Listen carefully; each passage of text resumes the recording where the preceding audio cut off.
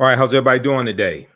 Hotep, hey, this is Michael Imhotep, founder of the African History Network, host of the African History Network show. It is Monday, February 26, 2024. It's still African American History Month, Black History Month, and I'm here with this beautiful sister, Rue Simmons, who you've seen all over media over the past few years. How you doing today, Robin? I'm blessed. I'm fantastic. I'm happy to be here. Reparations now. Absolutely, absolutely. And when people say reparations now, you know me. I interviewed Robin, I think it was 2021, 2022 on the African History Network show when she was still on the City Council of Evanston, Illinois. We'll get into that. And when people say reparations now, my response is reparations how? Because not you, but a lot of these people out here saying reparations now, I can't tell you how to get reparations. So what we're going to do today, everybody, Robin is the executive director of First Repair. Okay. She's the founder and executive director of First Repair, which is a not-for-profit organization that informs local reparations nationally,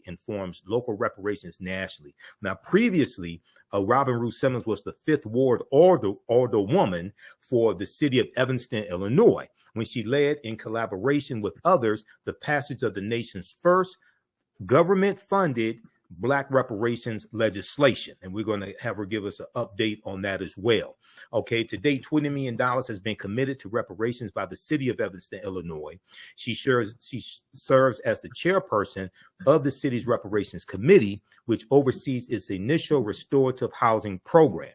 It began disbursements in January 2021. Several other governmental entities across the country are actively seeking to follow Evanston's example. So she has since left City Council in Evanston, Illinois, and I wanted to bring her on. We've been talking for the past few months on and off. We were on Roland Martin Unfiltered in 2023 together. I don't even think she knew I was going to be on the show. But I wanted her to come on to give us an update on what's taking place across the country for local reparations initiatives. But also there is a new reparations anthem that has just been released. So give us an update on all this, Robin, and you can start with the reparations anthem if you want. Awesome. Well, I'll start with that. I could not be more excited. I had a vision that in the same vein of self-destruction and fight the power and even We Are the World, that there would be a collaboration of hip hop artists to bring forth a reparations anthem and inform, energize in the way that political rap has done for many, many years. I think about my own origin story, being radicalized and, very proud to be Black. It started with Fight the Power. It started with KRS-One and Public Enemy and their art informing my politics. And so we have a reparations anthem. It is called Reparations. It just released on Friday. It's on all streaming platforms. And the artists include Alaz Muhammad. Raz Cass, who we've all known for many, many years, The Holy Thief, Golden Child, and Supreme Kai. It is produced by Arm Real and Jahi Allah Most High Entertainment. And the song is it's everything. It sounds good. The message is tight. The education is factual. The drums, there's a live violin. There's a live trumpet being played by Alaz, the brother right here who you have on the screen. So please do visit firstrepair.org and you will find the song. You'll learn about all of the artists and the producers. The goals of this song is not for entertainment. Let's say, like KRS-One says, it's edutainment, perhaps, but I really look at it as activism. So please do enjoy it. Download it everywhere. There is a video also. So if you go to First Repair YouTube page, you'll see a full music video that actually just released today, and all the artists are featured in there as well. First Repair YouTube video. So let's play a sample of the song. And I have a question. Go ahead. Before you get into it, can you play a sample of the video? It might be more interesting. Yeah, I can play a sample of the video. Okay, and then that way they can see some visuals. Okay, so the YouTube channel is, what's the YouTube channel? It should be First Repair on YouTube. Okay, First Repair on YouTube. So we'll pull that up. Okay. First Repair on YouTube. So people subscribe to this YouTube channel, First Repair. Okay, and we see reparations. We see it right here. Mm-hmm. Okay, so we're gonna bring this up. Let me see. Can you hear it playing? Can you hear it playing? I gotta open up line 3. Hold on. Okay, now. Yeah. Can you hear it? Yes. Okay. We can't see it though. So no, if we...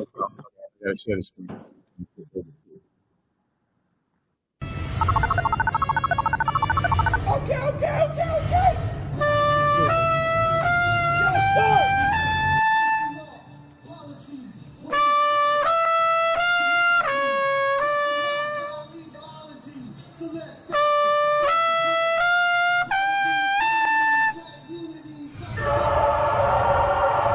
In spite of all the terror, all the harm, all the crimes against our humanity, we have over 400 years of Black resilience. Acknowledge, apologize, repair. This is a call to action. I told Pharaoh, let my people go. And I feel like Joshua and Jericho. God on our side, so we all in know. Mathematics, Asiatic, actual problematic for savages. We demand an answer for these damages. First you gonna acknowledge, then apologize for real, more than teary eyes. Say it was a Holocaust, on up to the homicide. Ally or you anti, now you gotta pick a side. All colors, all generations. We came for reparation. No debating, need more legislation. Worldwide got the people saying we demand reparation. No debating, need more legislation. For independence, this is a declaration. We came for reparation. No debating, need more legislation. Worldwide got the people saying we demand reparation. No debating, need more legislation. For independence, this is a declaration. We came for reparations. We the fruit of what our ancestors prayed for. First generation college graduates and homeowners. You look deeply at the roots and you see way more. History literally getting combed over. USD is an incomplete remedy. You ain't got enough denominations in your treasury to bring back to form all the souls that were taken. Spirits bring to life through these phrases. We came for reparations. 100% profit. Slavery abolished. You Jim Crow, red line, blackballed knowledge. The war on drugs was a war on blacks. And if you speak truth to power, then you under attack financially. You reparated Israel, Native Americans. Past due, you reparated me. You reparated Japanese interns, but you designated we, the people who built this country, never really set us free. No debating, need more legislation. Worldwide got the people saying we demand reparation. No debating, need more legislation. For independence, this is a declaration. We came for reparation. No debating, need more legislation. Worldwide got the people saying we demand reparation. No debating, need more legislation. For independence, this is a declaration. We came for Over reparations. 400 years of oppression is built for how we heal. Placing law, policies, police try to demolish me. Cause of my godly biology. So let's factor, first repair. Power the economy, black unity, solidarity. Not asking for handouts or charity. But how can we overcome disparities? We came for reparations. No debating, need more legislation. Worldwide got the people saying we demand reparations. No debating, need more legislation. For independence, this is a declaration. We came for reparations. No debating, need more legislation. Worldwide got the people saying we demand reparation. No debating, need more legislation. For independence, this is a declaration. We came for Golden, reparations. I see the vision like I was looking through her eyes. It's time we get paid. Need my piece of the pie. We want reparations. No more segregations. Talking for the acres. Now that's a celebration. On the back of the bus, I'm feeling just like Rosa. For my ancestors, look amongst us. For my children's children, I walk like Moses. We the people. God bless the chosen. All right, so that is the new video. So I want everybody on this side of the room to say, agitate. Let me hear you. Agitate. This side, educate. That side, organize. Again, agitate, educate, organize. All right. We're going to make reparations. So that was the song Reparations hip hop anthem. And you can watch that at First Repair. You can stream the song wherever you stream your music. So explain to us what we just saw there, Robin. Well, what we saw was a video, included all the artists, but you saw artists that are activists, that are passionate, Black folks demanding reparations and putting it to lyrics and a beat. You saw intergenerational, interfaith even. What I love about the project and the artists is that we came together. There is Islamic brothers, both in the nation, 5%ers, Christian, intergenerational from millennials up to Gen X, like myself, like me and Brother Michael. And it really showed how we can come together, even with differences. The same thing we demand is reparations. We are dealing with the same struggles. And so the video was shot, and the artists are from different locations. So you have artists that are from the West Coast, Los Angeles, Las Vegas. You have artists from New Jersey, Detroit, Evanston, Illinois. The Golden Child is the son of Evanston. That's who wraps up the song. And then we ended it with Queen's mother, sister, Nkechi Taifa. If those are following the reparations movement, you know Nkechi Taifa, attorney, Black power, Black lawyer. And she is always one that really gets us energized. And that's what you saw. It was kind of grainy or buffering on here, but it looks much better when you view it yourself on your YouTube channel. And thank you so much for making this space for the video to be premiered. Oh, no problem. No problem. I saw some people at the different conferences that I know. Looked like Dr. Greg Carr was there. Was Dr. Greg Carr? I don't think Dr. Greg Carr was in there, but a lot of... With Dr. Julian Malvo, Dr. Ron Daniels, I saw Cam Howard from Incobra. I saw attorney Ariva Martin. I've been on her radio show, KBLA 1580 AM out of Southern California, Tavis Smiley's radio station. You see her as a legal analyst on CNN. So I saw Ariva Martin. So I saw a number of people there that I know. Okay, so let's get into this. So we have the reparations anthem. Now, what is the purpose of the reparations anthem? What do you want it to accomplish? So its purpose is to amplify the reparations movement.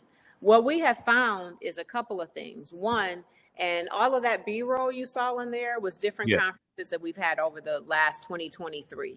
We are not seeing young leadership engaged in the way we would like to have the young voices engaged. And so our hope is that this genre, attracts new audiences. We're finding that even when we get young leadership to the table, that there is a disconnect. What exactly is legislation? Well, what exactly is reparations other than a check?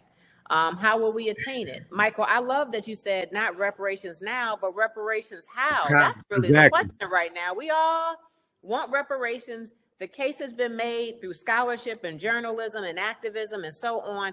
But how are we going to do it? How are we going to achieve it? And so cities like Evanston, Illinois, Asheville, North Carolina, now Detroit, Michigan, on its way to reparations, is showing that there is a path forward to reparations, a comprehensive path forward.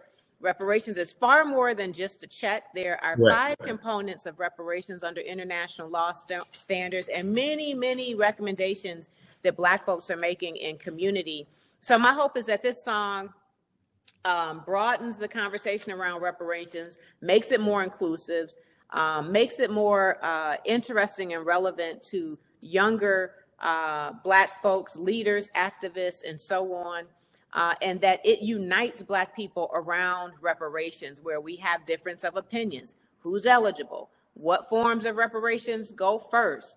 How do you administer it? And these sorts of things. We're arguing about the wrong thing. We're arguing about HR 40 that hasn't even been established yet. We need to unite. Sustain. Right. Sustain. Yeah, exactly. So that's my hope. So this is not to entertain you, but it is to educate in the same way that KRS-One does. And that was my call to action to the artists. We need a song that inspires, it uplifts, it educates, it unites, and it has to bounce. So the drums are going to be very important so we can enjoy it and feel it. And I think they delivered.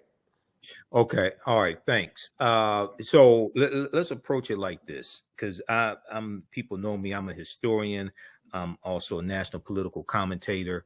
I have experience in writing public policy for the city of Detroit.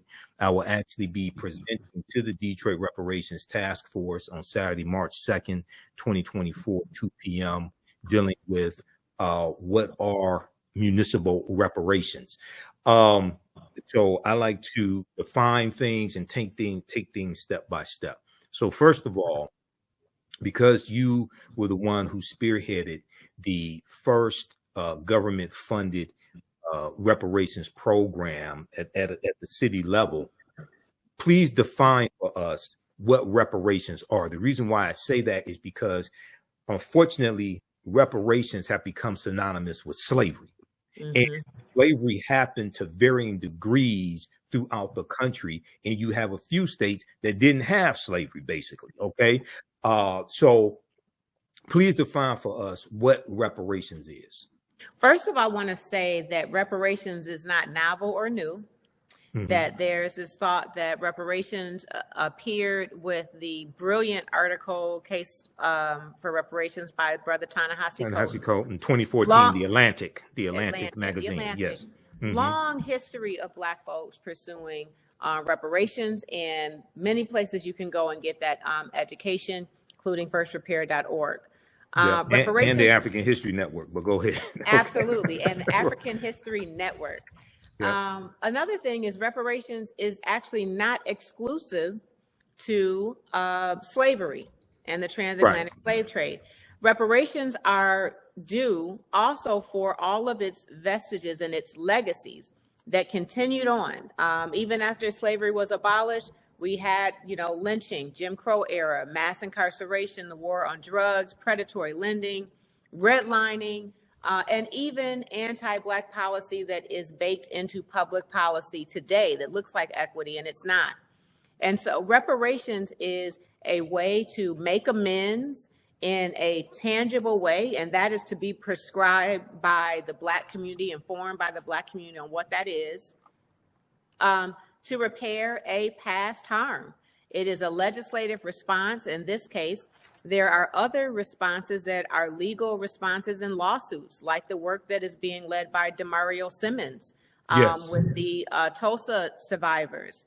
There are other, like Areva Martin, who also is leading reparation lawsuits, just not only in her own city, Palm Springs, but now taking on the descendants of St. Louis University reparations pursuit as well.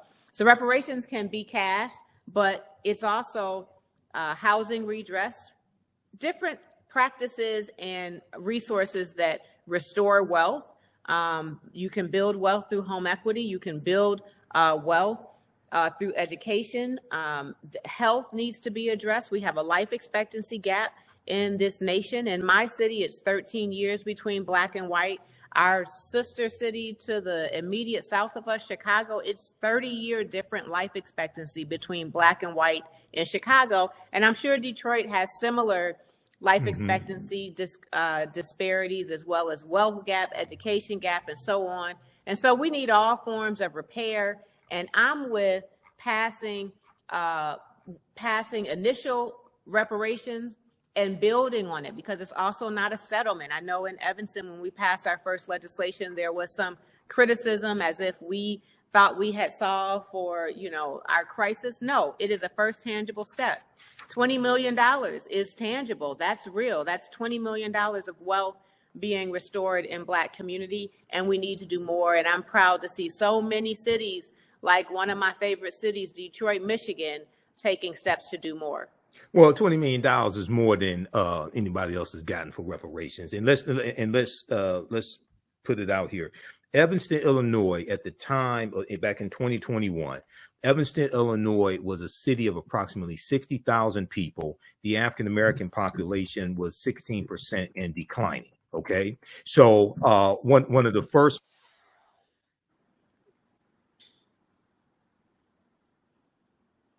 plan.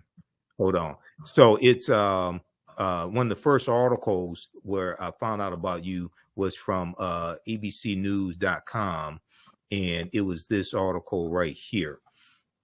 How the first U.S. city to fund reparations for Black residents is making amends. Up to $25,000 per eligible resident for housing will be distributed this year. Now, this is from March 1st, 2021, from abcnews.com. And it talks about Robin Rue Simmons in here when she was on the city council in Evanston, Illinois, Fifth Ward Alderman or Alderwoman. And she talked about the discrepancies that she saw, the structural inequities that she saw in Evanston in comparison for African Americans, in comparison to her white friends as well who lived in the area. Now, what happened is explain to people why, because you all got some flack for this from what I call reparations reactionaries who didn't do the research. But we talked about this when I first, even before I interviewed you, when I was setting up the interview back in 2021. Explain to people why you all chose to do housing vouchers and focus on housing discrimination in Evanston, Illinois, as opposed to slavery. So one, we're a municipality. We're in a free state, and we are a municipality, fortunately a home rule municipality, but slavery and many other federal harms and crimes against Black folk are outside of our purview. So the very first thing that you need to do in developing reparations initiatives is develop a harm report, a history of what the anti-Black practice was in your specific locality. And in doing that, one of the next most important best practices of reparations is that the Black community is convened and is informing the process and prescribing what redress looks like. So we heard from our Black community on what forms of reparations do we want. Overwhelmingly, our Black community wanted some form of housing redress because of a zoning law that restricted us to a neighborhood that was further disinvested in, and all the things that we know about in our Black cities. And so first of all, we had a harm report that named a law that was in effect from 1919 until 1969, when federal fair housing was passed. And we could calculate there had been damages due, financial damages and housing related damages. And then secondly, we had a Black community that supported housing by consensus. The majority of those that participated supported housing. And then thirdly, this is back to Michael's reparations how, and I want to get that on a t-shirt, Michael. So let's just get that on. Okay. How, right? Yes. How we had to have a legal framework for reparations. Reparations it's unprecedented. It is provocative. It draws out agitators and opposition that have a lot of resources and will sue you and try to derail your work. So we had to have a legal framework, and our corporation counsel, Nick Cummings, who you may want to have on your show one day, with his support of his colleagues, including the brilliant Professor Justin Hansford from Thurgood Marshall Civil Rights Center at Howard Law School, they came up with what they call a narrowly tailored legal framework for reparations, which would allow us to have a viable reparations plan, one that wasn't like reparations for slavery in a city that can't connect directly. Now, yes, indirectly, yes, we can connect the dots. Let me say this because I brought this up when the first time I interviewed you. I read some of the 70-page report that you all put out. Now, was that the city council to put that out, or was that somebody you commissioned to do the research? Who it was commissioned, and it was done by Shorefront Legacy Center, Dino Robinson. Yeah, that's right. Yeah. Dino, and somewhere here in the office, I have that 70-page report. Okay. Now, this is the article from abcnews.com from March 2021. This is what happens when people don't do research and jump out here talking about slavery. Robin Rue Simmons and her colleagues have the support of local historian Dino Robinson in building the case for reparations. Robinson is the founder of the Shorefront Legacy Center in Evanston, Illinois, an archive dedicated solely to chronicling and celebrating the local Black history that had long gone ignored.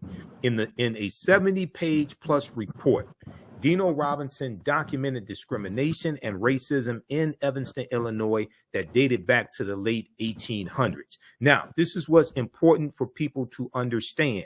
And I brought this up during the first interview I did with Robin. The state of Illinois abolished slavery in 1818. The city of Evanston, Illinois was not founded until the 1840s. The city of Evanston, Illinois does not have a history of slavery. You have to understand history specifically to the municipality or the state that you're talking about, where the redress is going to come from. A city is not going to repair the damage of something that the city was not responsible for causing or inflicting, because the city doesn't have those type of resources. A city is not going to repair the damage that the federal government did. Okay. Evanston, Illinois is a city of 60,000 people back in 2021, 2020, 16% African-American population, and it was a declining African-American population then. When you research this, you'll find out that there were African-Americans who were still alive who were the victims of redlining and housing discrimination decades prior. And if I remember correctly, African-Americans were the victims of housing discrimination starting about the 1890s.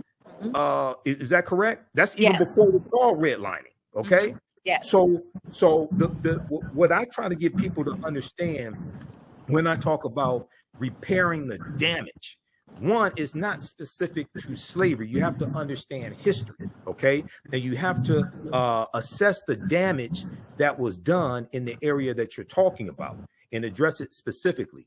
You have to study, you have to understand the laws and policies that were put in place that inflicted the harm, maldistributed wealth, pawn resources.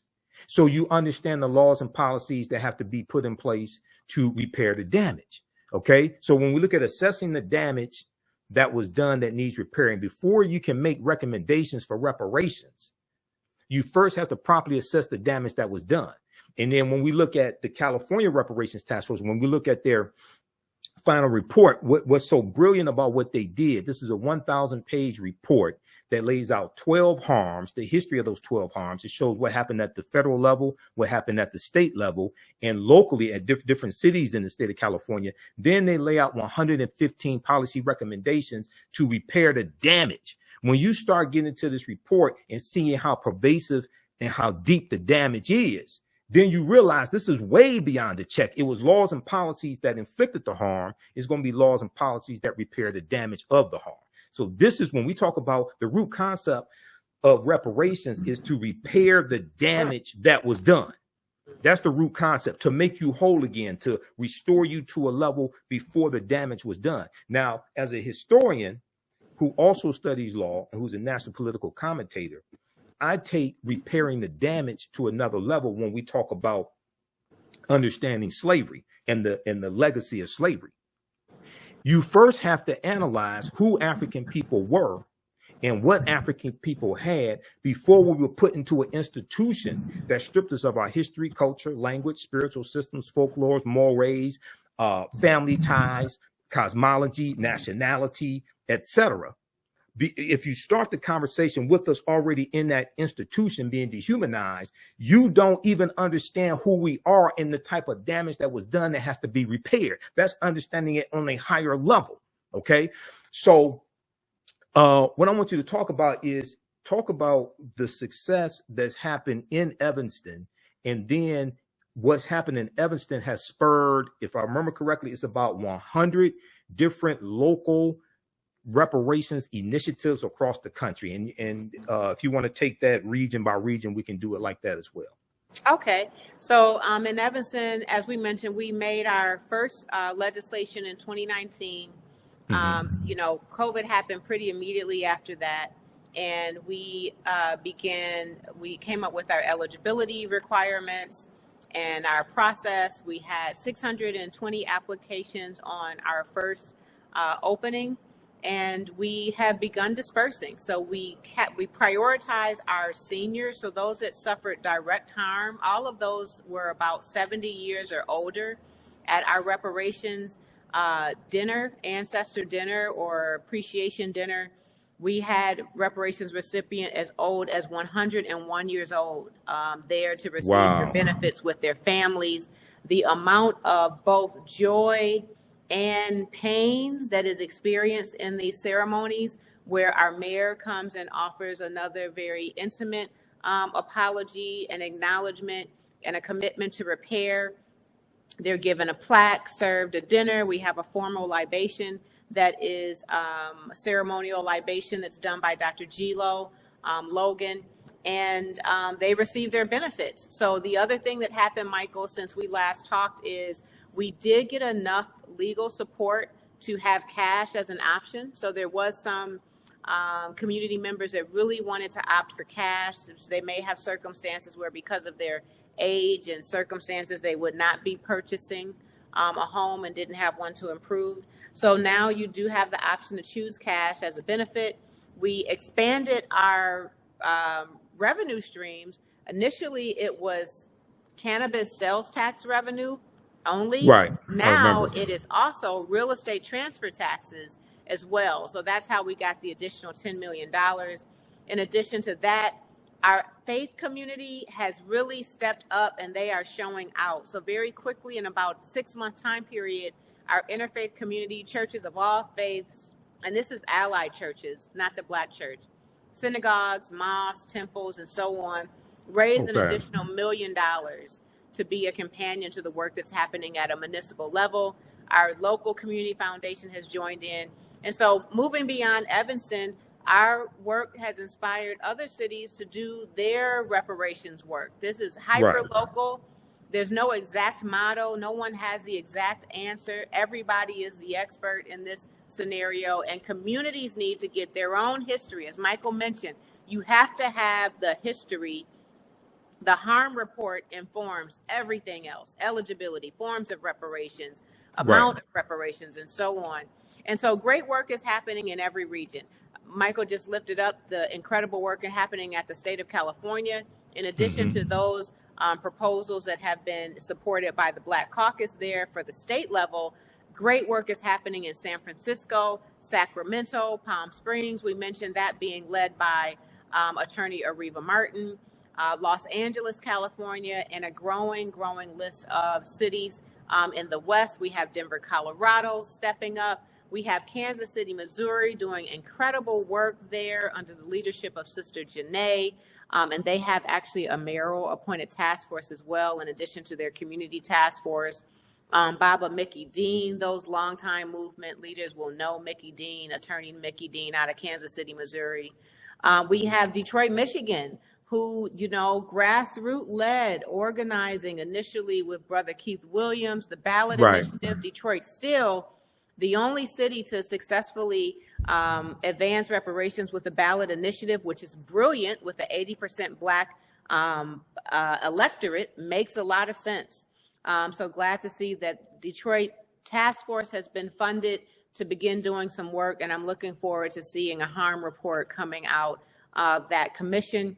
The East they are on it. We have Amherst, Massachusetts. The state of New York is the third state to pass reparations task force. Illinois was actually the second, but is still in the process of seating theirs. But the state of New York, you have Amherst, Massachusetts, Boston, Massachusetts, Providence, Rhode Island, long list of activity, Cambridge, Massachusetts happening in the East. And not surprisingly, the southern states have a lot more partisan issues. So they are not as embracing reparations broadly as some of the other regions, but South Fulton County, Georgia, Atlanta South Fulton County is having their task force, has strong leadership, very well organized, very well prepared to lead to reparations for their county. We also have some great work happening in Decatur, Georgia, under the leadership of Beacon Hill, an organization led by attorney Muwali Davis, who you probably have heard his name before, strong leader in the area. Jamoke, who you may know from Cobra, is leading some initiatives that are happening in Miami-Dade County, Florida. Tulsa, Oklahoma has both the lawsuit being led by attorney Rue Simmons, as well as the legislative work towards reparations led by Councilwoman Vanessa Hall Harper and grassroots leaders like Christy Williams and others, Greg and Charles and Demaria. So there's so much happening. And all of this really leads to really what's happening at the national or federal level. And I'll give you that update. Go ahead. HR 40 was introduced by... HR 40, okay. HR 40 was introduced 1989. We all know that. Great Rep. John Conyers. It has been introduced every year since 1989. And this last Congress, there actually was enough support in the House for it to pass, but there was not enough political will to call a floor vote. So we moved on past that Congress, and without a floor vote, there's a Senate companion bill. There's no delusion that it will pass the Senate. And that's why reparations leaders are calling for an executive order right now for reparations. And but what I can say is all of an executive order from who for reparations? All right, I'm sorry. An executive order from President Biden for HR 40 to be established, the commission to be established, which in 2015 was amended to include not only study, but to develop reparations proposals under the leadership of Congresswoman Sheila Jackson Lee. Okay, now let me ask you a question, because I'm a historian, national political commentator, and have experience in writing public policy. And when I was on a commission to write an executive order for the city of Detroit some years ago, the first thing that corporate counsel told us, Sharon McPhail, the first thing that she told us was that it's illegal to write policies that are exclusively for one race of people or ethnicity. So you already know that. And that's Title VI of the 1964 Civil Rights Act, Section 601, non-discrimination and federally assisted programs. And I'm going to bring it up right here. People can go to archives.gov and read the 1964 Civil Rights Act if you haven't read it. And when I spoke at King Solomon Baptist Church for the Kwanzaa celebration, December 27th, 2023, I brought this up as well, okay? Because I'm going to break this down, and then I want you to respond to this, okay? So, number one, the reason why race-based policies, reason why you can't have policies for only one race of people, and the reason why if reparations, repairing the damage of historical structural inequities, et cetera, if it happens at the federal level, it'll probably be based upon lineage, like is what's decided out of California, because they have a similar law in California where race-based policies are illegal. And they want to make sure that whatever gets passed in the state legislature does not get struck down in the courts, because if anything that gets passed will be challenged in the courts. I guarantee you. If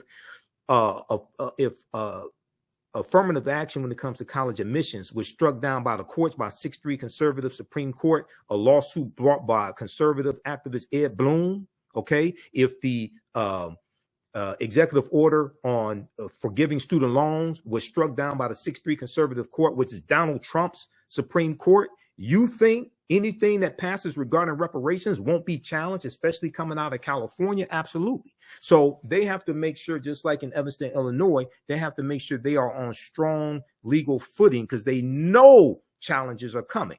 But go to archives.gov, search for the 1964 Civil Rights Act, and it's Title VI, Section 601, non-discrimination and federally assisted programs. No person in the United States shall, on the ground of race, color, or national origin, be excluded from participation, be denied the benefits of, or be subjected to discrimination under any program or activity receiving federal financial assistance. Okay.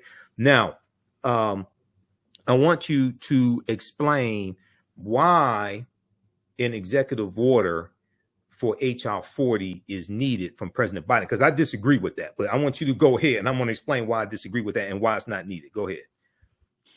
Well, I'd love to hear your response, why you disagree, but it's needed because it won't pass Congress. Even with it passing the House, it won't pass the Senate. An executive order is the only path forward for HR 40. I would love to hear, and Michael, please help me, give me some direction.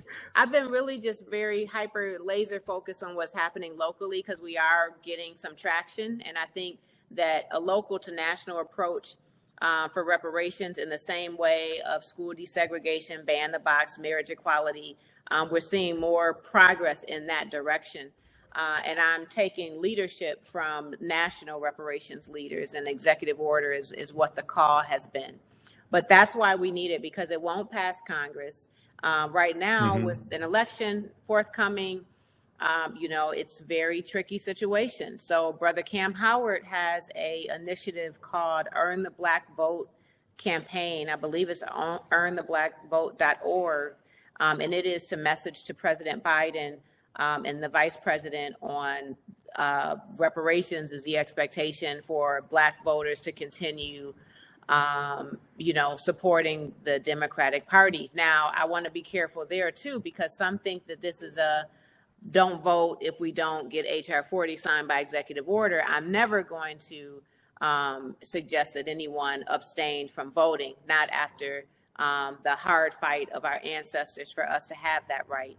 But that's just a little bit of the update. Okay, so let me deal with it like this here.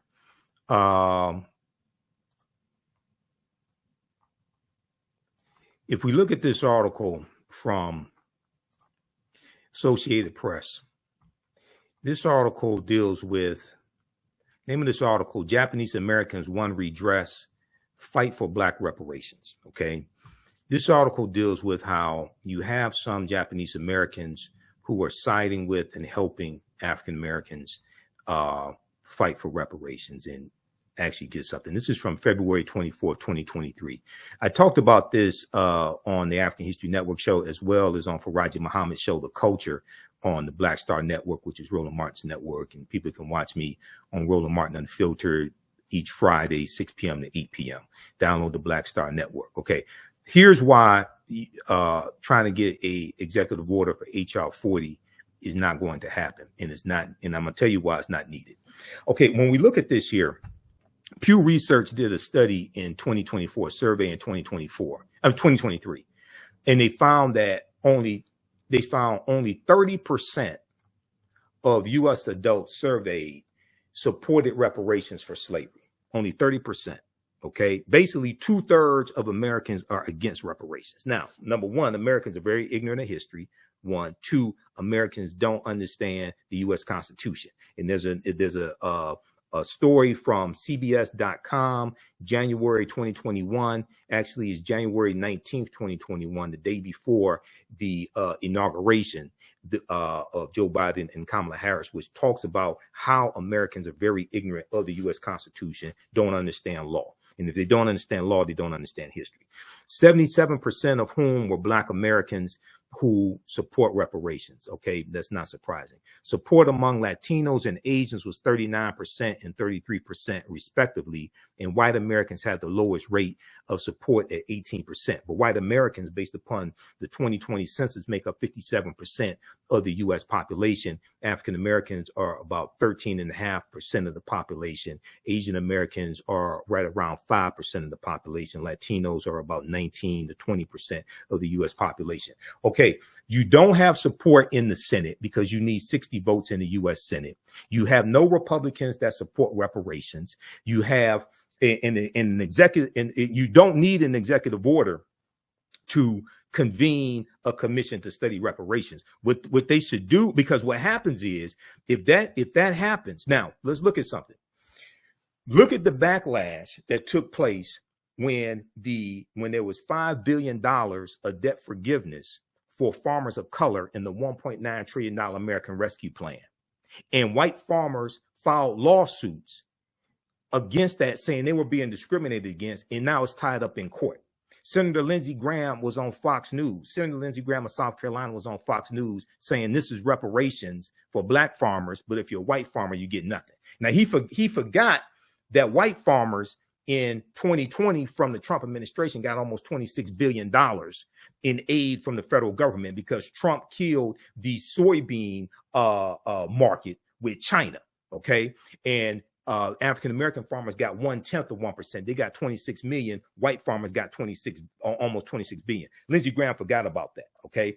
So because of this anti-critical race theory climate, this anti-DEI climate, diversity, equity, inclusion climate, the assault on African-American history in various states, passing laws targeting that, the way I think to go about this to reduce opposition and actually get something accomplished, this 1,000-page report from the California Reparations Task Force, which is the most extensive analysis and study of African Americans since the 1968 Kerner Commission report, they've already done the research. They lay out 12 harms here. I'm going to show you those 12 harms. They lay out 12 harms, but more importantly, they lay out 115 policy recommendations to repair the damage. The first thing that we should do, because 2/3 of Americans are against what we want, and most of the people who got to vote for this at the federal level are white. It takes 218 votes in the House of Representatives. African Americans only make up about 12% of the House. No black Republicans support reparations. Okay. Byron Donalds out of Florida doesn't support it. Burgess Owens out of Utah doesn't support it. John James right here out of Detroit doesn't support, well, Metro Detroit. He doesn't support it. And then Senator Tim Scott in the Senate, he's already said he's against reparations. He spoke out against the debt forgiveness for farmers of color that was in the $1.9 trillion American Rescue Plan that no Republicans in the House or the Senate voted for. Okay, so you don't have the votes in the House or the Senate. But the first thing that they should do, I think, if you want to get something accomplished, because 2/3 of Americans are against what we call reparations, take the term reparations off of what you want. Secondly, take these 115 policy recommendations that California laid out and push those policy recommendations, take the term reparations off of it. If you got to do 115 separate bills, because there's not going to be one bill that takes care of all this. You said before it's going to have to be a generation of repairing of the damage. Okay, take those 115 policy recommendations, craft versions of it at the federal level, state level, local level. The most important thing you have to show, and let me show this study here. I did a 1.5-hour presentation when this study came out from Citigroup Bank. CBS.com has this article from, 2020. This study shows how racism has cost the U.S. government the U.S. economy, I should say, $16 trillion, not over 246 years, okay, not since 1900, but from 2000 to 2020, over a 20-year period of time, okay?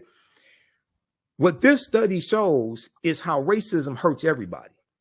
The most important thing that has to happen, especially at the federal level, because most of the people who got to vote for this in the House of Representatives are white.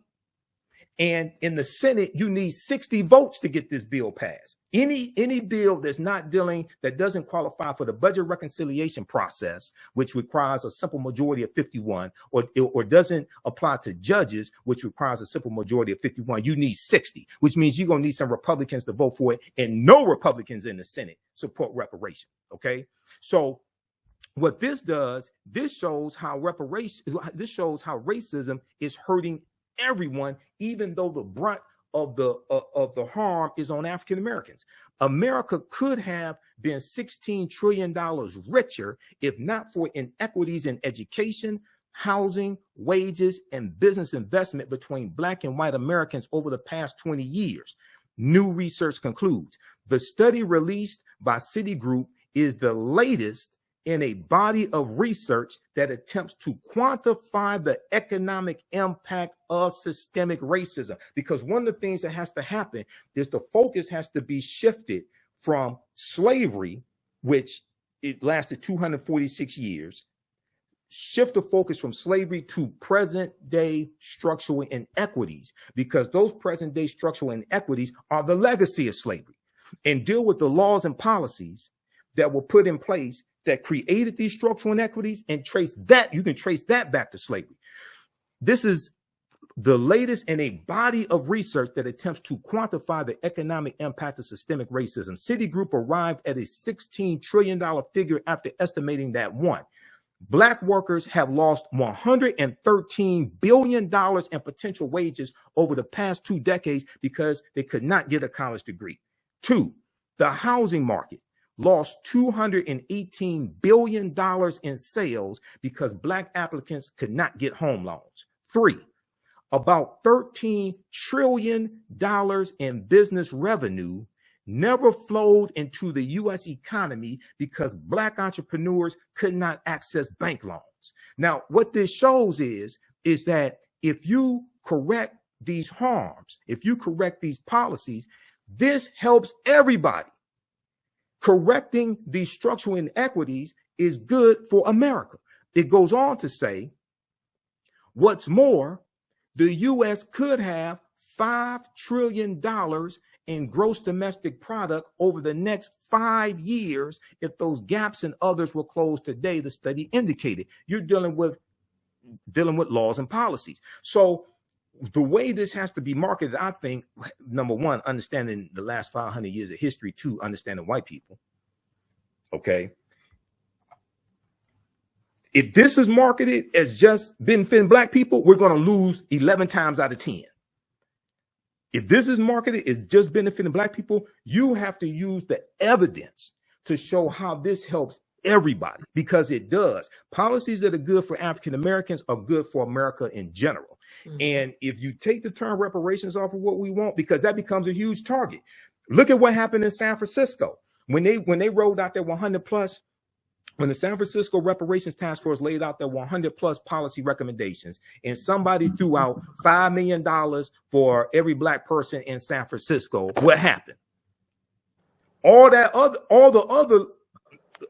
other realistic stuff got pushed to the side, and people were focusing on fantasy. Now, nobody, and I dealt with this here on the African History Network show, nobody focused on the fact, well, San Francisco has a African-American population of about 50,000 people. African-Americans are 6% of the population in San Francisco. They're going to have guidelines for who qualifies, just like at the state level. If 20,000 out of 50,000 African-Americans qualify for $5 million, that's $100 billion. $100 billion is 7 times the annual budget of the city of San Francisco, which has an annual budget of $14 billion and is facing, at the time that proposal was made, a projected 2-year budget shortfall of $728 million. Ain't no way in the hell in this lifetime or the next, something even remotely close to that. But people just throw out bullshit. And then what happened was, if you go Google those articles, 90% of the media coverage was focusing on fantasy. And then I have the video. One of the members of the city council was being interviewed by one of the local news stations. I played this on the African History Network show. The white newscasters wanted to talk about the $5 million for every Black person. He said, the guy from city council said, we got over 100 policies. I'll be happy to talk about some of these other policies. They wanted to deal with fantasy. And what you do is you shoot yourself in both feet, wonder why you limping around. Some of us are not approaching this strategically to actually get something accomplished. 1, 2, be able to keep what you got once you get sued to take it away from you. Go ahead. You're right. I mean, I don't have anything to add. You're absolutely right. And to that point, it was the cost of segregation report, but also a report called the case for reparations, the cost of segregation, which much like the Citigroup report, it was based in 2018. It used Chicago, Illinois as an example on what would happen if its racial segregation was addressed. And it was something like $4 billion to Chicago GDP. Millions more household income for Black families, more college degrees, less neighborhood violence, less poverty, and so on. So it really showed how reparations, reparative justice, addressing racial discrimination and anti-Blackness is a public benefit. Hate to default to that because just based on it being righteous and just and those things, we should be able to go there. But it is a public benefit to reparations. Repairing the Black community repairs an entire community. And that I do think, I agree with you completely, Michael, is something that we should lean into more when we are developing compelling, founded, viable options for reparations. We should lean into what the public benefit is as well. Absolutely. Absolutely. You have to understand how to market this. You know, in business school, we study a concept called WIFM, what's in it for me. If you just go around talking about you owe us, you owe us, you owe us, I'm telling you, you're going to increase the opposition against you. Right. Okay. Especially when you're dealing with, especially when the majority of the people that got to vote in this stuff are white. That's right. And then they have to answer to their white constituents back home. People are not thinking this stuff through. Right. A lot of people are out here, you know, pushing their own agenda and, you know, elevating their social media platforms, things like this. And these are not viable things that are going to accomplish anything. Too many of our people are confusing activity with productivity and preying on the emotions of African Americans who don't understand law, don't really understand history. We have to look at this strategically. Most importantly is to make sure your policies are legally structured.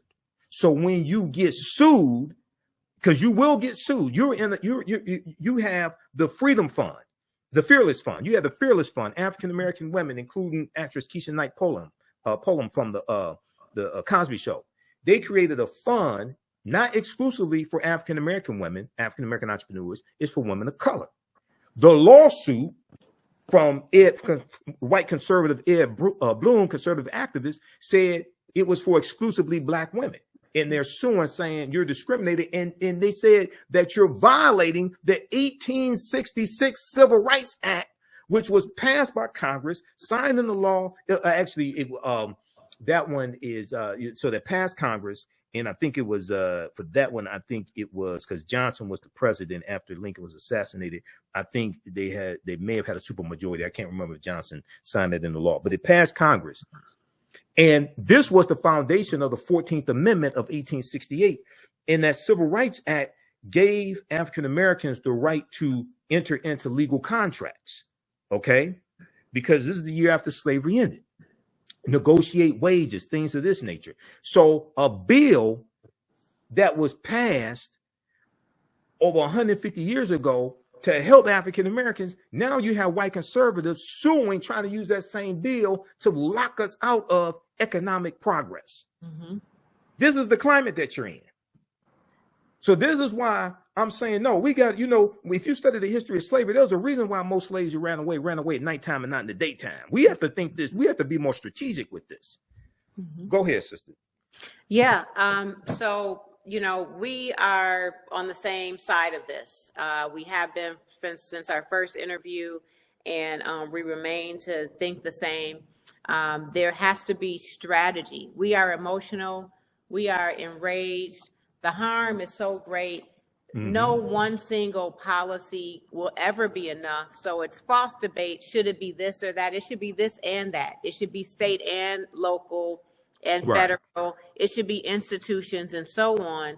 So one thing that has been disappointing is to see some folks rejecting any local reparations initiative because it's not enough. There's no argument there. I'm not arguing that it is. If you think that any one of our local reparations commissions believe that what we can do in our locality is enough, you are mistaken. I would say every local reparations initiative that I have been engaged with names a federal response to reparations as a demand to the federal government. And we are doing what is our part. We are not solving the issue of slavery in these local reparations initiative. We're not even solving the issue of redlining. So I've seen a lot of articles reporting that Evanston is the first slavery reparations. No, it's not. That's still Evanston is reparations for redlining. Nope, still waiting on the federal government to address that. But what we can do is address what's happened locally. In Detroit, is it Black Bottom and the things that happen with the freeway and overassessed property taxes and so on. Those are Detroit-specific harms that Detroit needs to repair and is committed to doing that with their task force. And so, yes, I agree with everything that you said. And I do believe that the local movement is making progress. I've seen how it's changed hearts and minds in our own city. I've mentioned our interfaith community standing up. I mentioned our community foundation standing up. But all of these local initiatives is really to call to action other institutional accomplices as well. Even in Detroit, I haven't seen the harm report, so I can't really tell you, but I could tell you the story's the same. The municipal government harmed Black people, but so did some institutions, whether it's a healthcare system, a university, a school district, an industry, maybe it's the big three. I'm not sure, but there are other institutional accomplices in Detroit, in addition to the Detroit city government, that have a responsibility to repair. I would encourage the community to look at the academy at colleges and universities as partners in this work. When you need help with research and other types of reports, there are professors that can use capstone projects and these types of things. Michael can give the Detroit Commission recommendations on these types of things, but it's really all hands on deck. It's all hands on deck. But right now, I just want to really shout out and send power to all of the local activists in Detroit and all across this nation, my own city, Evanston, Illinois, that is doing this work, that is holding local elected leaders accountable and supporting them. When I was in office, I was fortunate to have the support of our local NCOBRA chapter. Chicago NCOBRA chapter was very supportive in helping with public education and also helping with grassroots organizing for reparations. And I do hope that you lean into your historically Black organizations for support on reparations, whether it's NCOBRA. I don't know if NCOBRA is active in Detroit right now. It could possibly be your local NAACP branch. It might be a coalition of clergy and lay leaders. I don't know the makeup in your cities, but make sure that you're leaning into even the Divine Nine has been a great help here in Evanston in providing service project support and volunteerism and other forms of leadership. The Divine Nine has been great as well. Okay.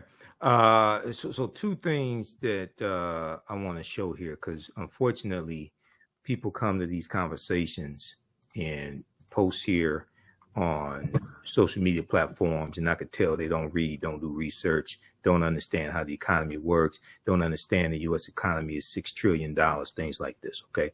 Now, first thing people need to do when they talk about the Biden-Harris administration, and I talk about this on the African History Network show, as well as on Roland Martin Unfiltered, go to whitehouse.gov and search for this fact sheet. The Biden-Harris administration advances equity and opportunity for Black Americans and communities across the country, because this is a 36-page document that takes you through policy by policy to show how these policies are helping the African American community.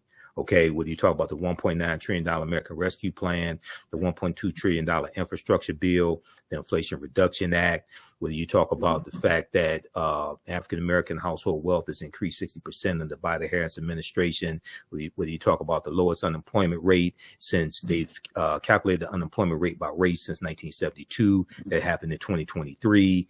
Policy after policy after policy, whether you talk about the Emmett Till anti-lynching bill, whether you talk about $5.8 billion for HBCUs in 2021, which is the most that HBCUs have ever gotten since they have existed. And there's been $7 billion so far for HBCUs under the Biden-Harris administration. Policy after policy after policy.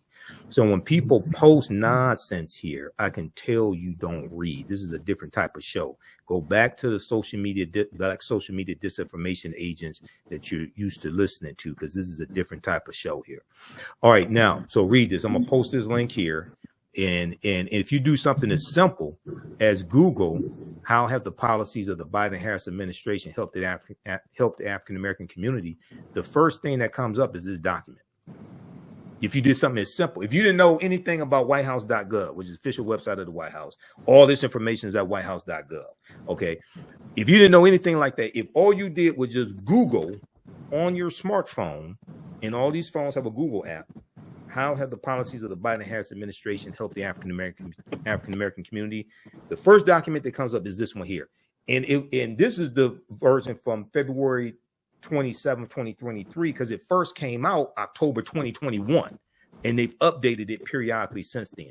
Okay. Secondly, now you have some people, and I've had people call into my radio show, especially when I was on 910 AM WFDF here in Detroit, and they would say, well, Japanese got this, Japanese got reparations, things like this. Okay, so let's deal with that, because when I break down to people what happened, it's totally different than what they think happened. Okay, so let's look at this. This is at justice.gov. What's justice.gov? Justice.gov is the official website of the Department of Justice. Friday, February 19th, 1999. 10-year program to compensate Japanese Americans interned during World War II closes its doors. Okay, so what happened was 1988, the bill passed Congress, and it was signed into law by President Ronald Reagan. They had hearings.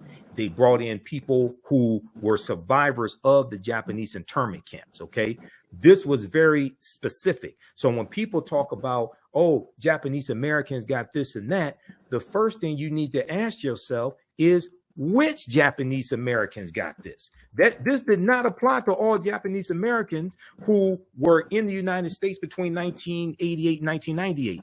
This only applied to approximately 82,250 Japanese Americans who were actual survivors of being interned in the U.S. internment camps during World War II, or they were people who had to flee. This didn't go to future generations and things like this. That is not what happened here. There was $1.6 billion that was allocated by Congress for the survivors. Okay, not all Japanese Americans in the U.S. at the time. And that was for that period from about 1942. They got $20,000 each, okay, in redress to 82,219 claimants, totaling more than $1.6 billion. And there was a 10-year window that you had to apply to get this. All right. Now, the problem is that all the last of the former slaves died in the 1950s. And the reason why this was specific for those who were actually the survivors, those who were directly harmed, is because, like I said, race-based policies are illegal at the federal level, which is Title VI of the 1964 Civil Rights Act, Section 601, non-discrimination in federally assisted programs. So what happens is, Robin, and you know about this more than me, you got too many people out here running around, running their mouths that don't read anything, don't do no research. Just run out here, slavery, slavery, slavery, cut the check, cut the check, cut the check. Talk about that for a minute, please. Oh, geez. That part, I have learned to work around that. But early in this, it was incredibly frustrating because it's a real distraction when you are looking to gain support from allies and educate the public. And then you have the Black community who is sharing inaccurate information, getting information from a Facebook timeline or some other place. It sets us back. It sets back our progress. It sets back our momentum, because now we have to sort out what's actual and what is not. And I always make a point to write to the source. These are the reports. cityofevanston.org. Go straight to Detroit if you're curious about updates on what's happening with the task force, because this work is very political. It's probably the most political, certainly the most partisan issue that I could think of. And with that comes intentional misinformation. It comes intentional division. It becomes intentional distractions. And then, as Black folks, we are injured in so many ways and disgruntled and hopeless with the government. And a lot of that I understand too. I understand that the government needs to earn our vote and our trust and our respect and so on. But the way we do that is we be educated and informed. And so when we go to them and say, we want this policy, this is why we want it, this is the precedent, we know that it is possible. You did it for Japanese internment. Civil Liberties Act was passed in 1988, and HR 40 was modeled to the T after that successful passing in 1988, but yet we couldn't pass it for Black people to even begin a commission to study. And well, so go ahead, and I'll go ahead and okay. Go ahead. But I'll just say that really, I just thank you, Michael, for lifting up, getting the facts, being informed by the facts that are involved in the work. And then the other thing is everyone's invited to do this work. You don't have to have there's no eligibility to join the movement for reparations. All of the committee and commissions around the United States, including in Detroit, due to Open Meetings Act, these are public meetings. So you can go to these meetings yourself, hear the commissioners, hear the deliberations, see what staff is doing, weigh in an informed way. And I'll tell you that constructive feedback is welcome. We've had political feedback that wasn't helpful and it was a distraction. And we had some really hard constructive feedback that wasn't necessarily flattering to the committee, but it helped us do things like prioritize funding our elders first because they were dying, quite frankly. Right. That makes sense. We funded them first. Other things that we did was we did enough research, got enough legal memos to find out if we could give cash as an option for reparations.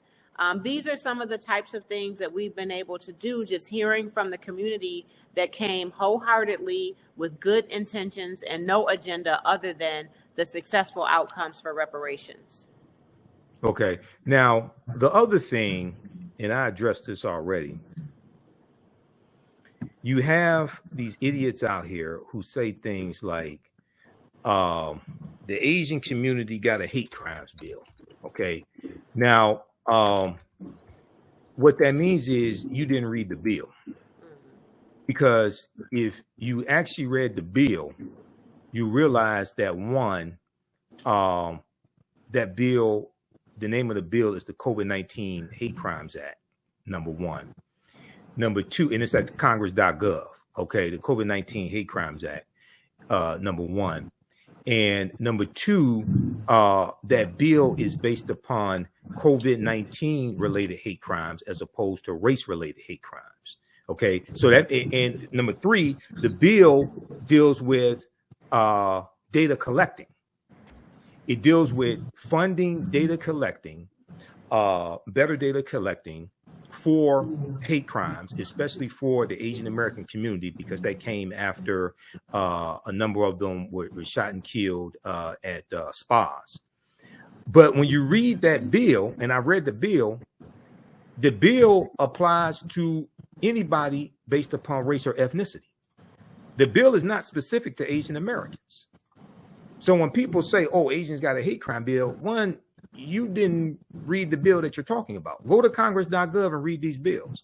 And if you read this article here from the Washington Post, bill to combat hate crimes against Asian Americans passes Senate with bipartisan support. Okay. Now, what I find interesting is those same people that say Asians got a hate crime bill don't mention the Emmett Till anti-lynching bill. And that's the first anti-lynching bill that has ever passed in Congress and have been signed into law in 122 years. Since 1900, when Representative George Henry White of North Carolina, who was the last African-American left in both chambers of the legislative branch of the government, he proposed the first anti-lynching bill. It took 122 years, okay, for that Emmett Till anti-lynching bill, which makes it a federal hate crime to lynch someone, okay. What people call the Asian hate crime bill did not make it a federal hate crime to kill Asian Americans. That dealt with data collecting, and it dealt with funding language translators, because language barriers become a barrier for people whose first language is not English. So that becomes a barrier in reporting hate crimes. So people need to go read the bill. But if we look at this here, there's a part here, Department of Review and Expedite. Okay. with Representative Grace Ming as the lead House sponsor, the legislation would assign an official in the Justice Department to review and expedite all reports of hate crimes related to the coronavirus, because the name of the bill is the COVID-19 Hate Crimes Act, because you had Donald Trump out here calling COVID-19 Kung Flu. And what happened was there was an increase in hate crimes against the Asian American community. But when you actually read the bill, the language of the bill at congress.gov, because I've actually read the bill, because I go read a lot of these bills, so I know what the hell I'm talking about before I open my mouth. The bill applies to anybody, regardless of race or ethnicity, of hate crimes related to coronavirus, expand support for local and state enforcement agencies responding to these hate crimes, and issue guidance on mitigating the use of racially discriminatory language to describe the pandemic. Okay, so read this. There's a Kung Flu, the Donald Trump's comments about the Kung Flu and the China virus as possibly inspiration for attacks on Asian Americans, but the inference is easily understood. Okay, go read this. Now, the very same people, and this is how you know you're dealing with people who have absolutely no clue what the hell they're talking about, and they get their information from these black social media disinformation agents out here. The first hate crimes act or bill in the history of this country was signed into law in 1968 by President Lyndon Baines Johnson, and it was part of the Fair Housing Act in 1968, and it was the result of the modern day civil rights movement, and it was largely for African Americans. Okay, so what I don't understand is the very same people who talk about an Asian hate crime bill, and it's not called an Asian hate crime bill, and they haven't read the bill, somehow skip over the fact that the first hate crimes bill in the history of this country was largely for African Americans. Not only that, when you study the U.S. Department of Justice, do you know when the U.S. Department of Justice was created? Robin? I do not know. Okay. U.S. Department of Justice was created in 1870 during Reconstruction. The U.S. Department of Justice was largely created to enforce the new rights of African Americans, of the former slaves. People, go read this article from SmithsonianMag.com, the official website of the Smithsonian Institute. Created 150 years ago. The Justice Department's first mission was to protect black rights, because we have African American elected officials at the state level and local levels who were being attacked and killed by the Ku Klux Klan and other domestic terrorist organizations, and you have white Republicans being killed as well. But it was disproportionately us being attacked and killed. This is why the Department of Justice was created in the first place. The Office of the Attorney General goes back to about 1789. But the U.S. Department of Justice was created during Reconstruction in 1870, largely for African Americans. So I don't know where people are getting this nonsense from, but wherever you get it from, you need to go back and give it back to them. Go ahead. You know, I can't add. I mean, you were teaching, you're preaching, and I do hope that if nothing else, the takeaway is for folks to get their information directly from the source. This is all public source. You don't have to subscribe, pay a fee, anything. You can be informed directly. But as it relates to the work that's happening in Detroit and other cities, I do recommend that you observe those meetings yourself. You don't have to participate. You don't even have to have public comment. And please don't have public comment if you're not informed. But I do recommend that you observe the meetings. And then once you are informed and you have feedback, share it with the committees, because this work really is to be informed by the people. It is to be legislated. Another thing to know is all of the recommendations that come out of these city task force and commissions still have to pass the dais. So it's still going to the city council. It's still going to the state assembly. Yes. So voting still matters. It doesn't matter how strong your commission is. If all of your favorite neighborhood people are on the commission, it means nothing, because it's still going to that city council, and a passing vote, a majority vote is going to be needed at a legislative level as well. So please don't be distracted by the work that's happening alone in the commission. Distract is not the right word. Pay close attention to it, but know that there's a next step, and it's going to include your council member, your mayor, who supports this work, has been educated and informed on this work, and votes it into law, passes a budget, and so on. And so what we don't want to see is like what we're seeing in many other localities, where we're passing a resolution, there's a ceremonial sort of legislation, but no budget, no remedies, no programs enforced, no reparations being delivered. And I'm encouraged by what's happening in Detroit, because I understand that there's a $500,000 budget to operate the task force. And I believe that great things are to come for the work that is happening there. But at least that is a real, tangible commitment that there is money funded to operate the task force. And like I said, I'll be doing a presentation for the Detroit Reparations Task Force on Saturday, March 2nd, 2 p.m. I'm going to put the flyer on our website, AfricanHistoryNetwork.com. It's on my personal Facebook page, Michael Imhotep, IMHOTEP, and it's right here. People can come in person or they can watch online. This is, let's see, March 2nd, okay, 2 p.m. to 4 p.m., Farwell Recreation Center, 2711 Outer Drive, East Outer Drive, 2711 East Outer Drive, Detroit, Michigan. It's free and open to the public, 2 p.m. to 4 p.m. I'm the guest speaker. I'll deal with the case for municipal reparations. They have the link here to watch it on Zoom also if you can't make it. So we'll post that on our website also, because I'm working on my presentation. But it's so important.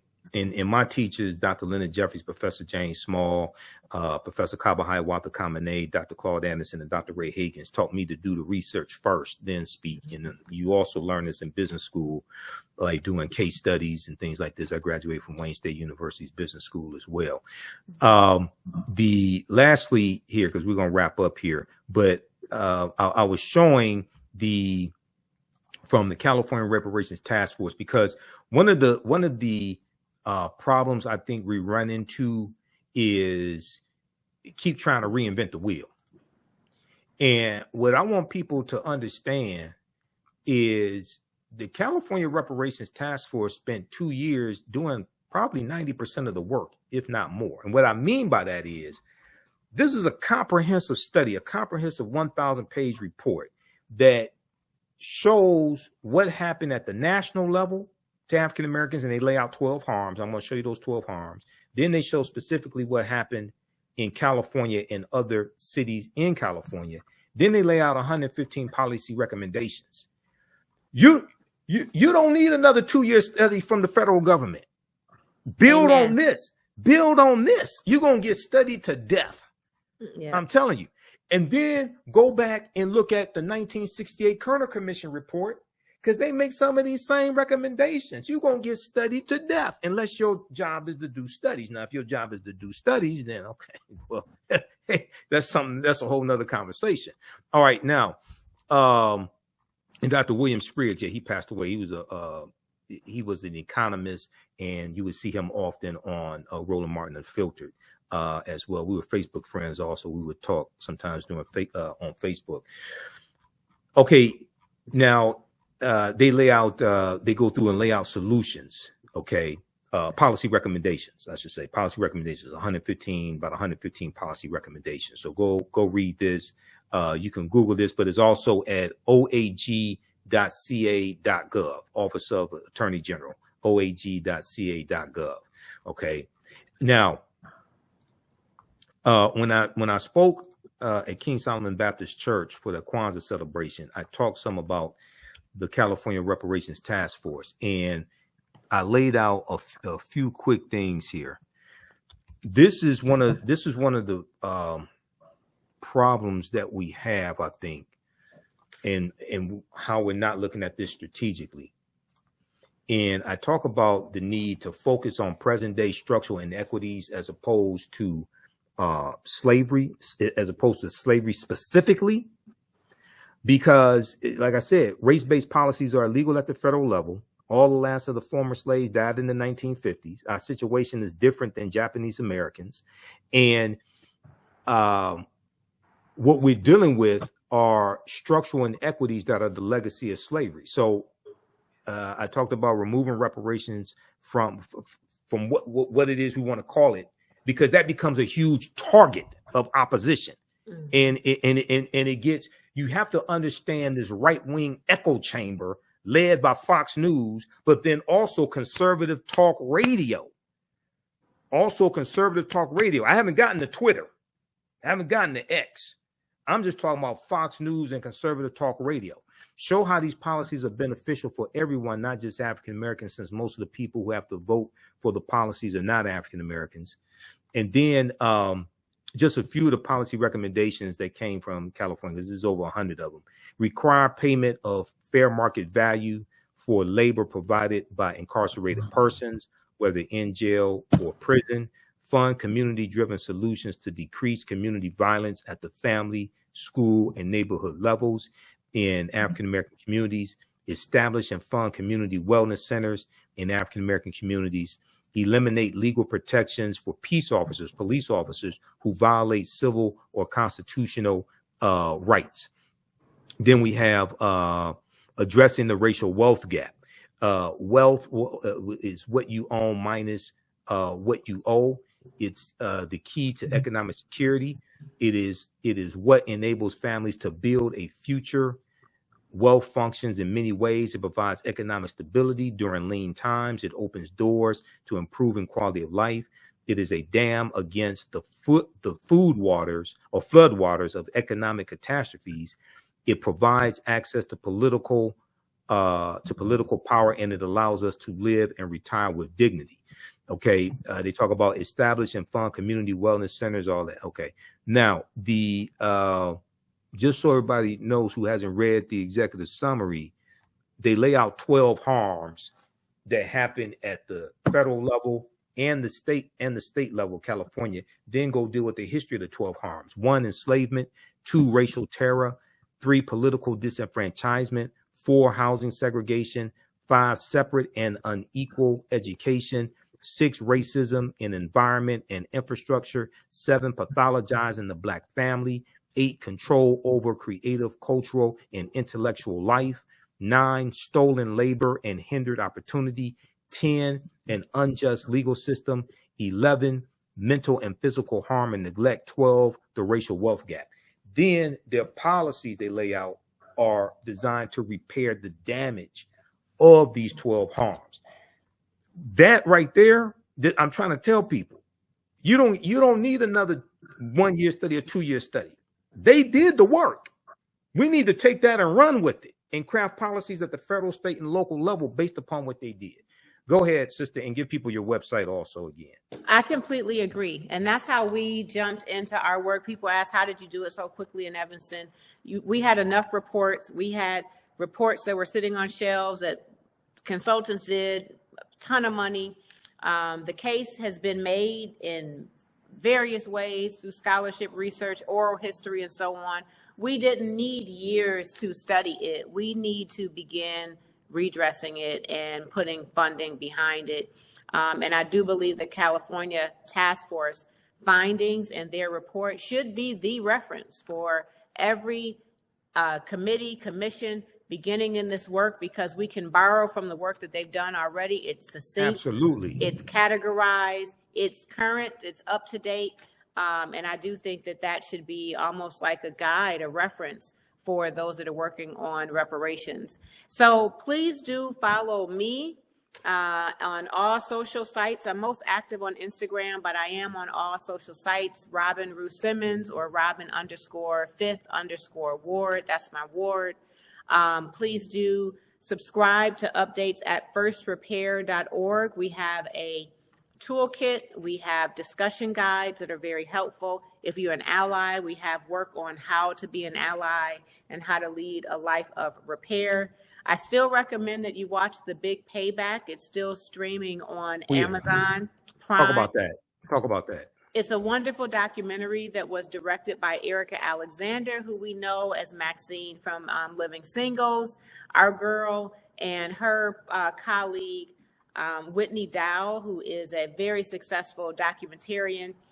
It premiered on PBS. It lives on Amazon, and it shows the reparations process in Evanston in a very honest and transparent way. It shows people for and against it, both Black folks for and against reparations. It shows a lot of my personal challenges and barrier as being a leader, serving on city council and leading reparations. But it shows what your community will be going through as you work on reparations. It celebrates the milestones and also shows the challenges. And in addition to that, please do go to wherever you stream music, Spotify, YouTube, Apple Music, Tidal, and look for First Repair. The song is called Reparations. Please do download it and add it to a playlist. The artists are incredible. On our website, you can learn more about all of the artists. And then we also, lastly, we have a monthly strategy session that is open to anyone looking to join the movement or observe the movement. It is online on Zoom. It's every fourth Thursday at 12:30 p.m. Central Standard Time. Just go on and register and you will receive a Zoom link. There you will hear updates on every region in the nation on local reparations. And then we always have an expert presenter. This last month, it was Cam Howard presenting on the national reparations movement. Right, from Ancoba. And this month, I'm excited, or not this month, but March, Women's History Month, we're going to have attorney Nikichi Taifa, Jam, Jessica Ann Mitchell, who you may know from the Black Information Trust, and myself. We will talk about women in the reparations movement historically and today. The next month is going to be Professor Al Tillery from Northwestern. He has an incredible study on reparations that he did in Evanston. And I hope that one day it's going to be Michael that's going to be joining us. I was going to say, let me know. I'll speak for you all. And then also I have a fantastic presentation called Great African Women in History, the Mothers of Civilization as well. But I can speak on multiple topics. Okay. And yeah, I can speak on that. And we can speak on dealing with policy, reparative justice, all of this. Before we get out of here, I just want to share this. So I mentioned the Kerner Commission report, and in 2023, I was on a panel discussion dealing with the Kerner Commission for the Equal Justice Alliance of Michigan. Okay. And if you go to blackpast.org, 1967 National Advisory Commission on Civil Disorders, also called the Kerner Commission report. So they have a write-up here on it. And it was designed to understand what was causing the rebellions that took place in this country in the African-American communities between 1964 and 1967. So it was named after Governor Otto Kerner of Illinois. That's why it's called the Kerner Commission report. But when you go through and look at this, this is what they found. To boil this down, this is what they found. In responding to why the rebellions occurred, the Kerner report pointed to Black Americans' frustration and feelings of powerlessness regarding high rates of unemployment. And let me flip over here. Okay, I'm going to blow this up here. High rates of unemployment. Okay. High rates of unemployment and underemployment, poverty, police brutality, and inadequate public services. The report continued that a largely poor Black population was confined to the central cities while a predominantly white population moved out, and that the racism of white Americans was, quote, essentially responsible for the explosive mixture, end quote, leading to the uprisings. Answering the question, what can be done to prevent this in the future? The Kerner Commission suggested that the federal government intervene to improve housing, education, employment opportunities, and social services for African Americans. Also, the Kerner Commission report recommended that the federal government dismantle discriminatory practices in education, discriminatory practices in employment, discriminatory practices when it comes to the police force and hiring police officers, and criminal court systems, discriminatory practices in criminal court systems. President Lyndon Baines Johnson accepted the report but did not support the conclusions, and minimal efforts were made to address the problems identified by the commission. Now, in preparation for me being on the panel discussion, they sent us a video. It was a segment from CNN. And in this segment from CNN, they interviewed the only senator, the only person who was on that commission who was still alive. He's a former U.S. senator. I forgot his name. He said, and he was for the findings. He supported the findings. He supported doing something about these conditions. He said, now this was a white guy. He was explaining the Kerner Commission report to his father. And his father said, okay, so you're telling me that you're going to raise my taxes to pay for these programs for Black people in the inner city. And he was saying that his father, even though he knew it was the right thing, was against it because of how it was being presented. You're going to raise my taxes for these policies to benefit Black people in the inner city. I'm trying to tell you, so we got to understand how to properly present this also. Okay. And if you just present this as something for Black people, you're going to lose 11 times out of 10. That's right. Especially in this climate today. Especially, he's talking about in the late 60s, 1968. Mm-hmm. This climate today is even worse. They didn't storm the U.S. Capitol in 68. They didn't storm the U.S. Capitol when Richard Nixon became president, or when Carter became president, or when Reagan or Bush became president. Mm-hmm. Okay, you're dealing with a different climate now. That's right. That's right. Well, I'll tell you, what a refreshing conversation, what a refreshing show to be on with someone so well informed and educating, teaching the people. You truly are a professor. I see that now. You come with facts and receipts with everything you say. And I really proper love that. Proper documentation ends all conversation. Absolutely. I'm a researcher. You know, I'm a historian, researcher, national political commentator, all of that. It's clear. Yeah. And I appreciate you always having a space for, you know, the movement to give updates. It was earlier than 2021, actually. I think I was here earlier than that. But Thank you for what you're doing. And I couldn't figure out how to get in this chat. This is a new system for me. Oh, Restream?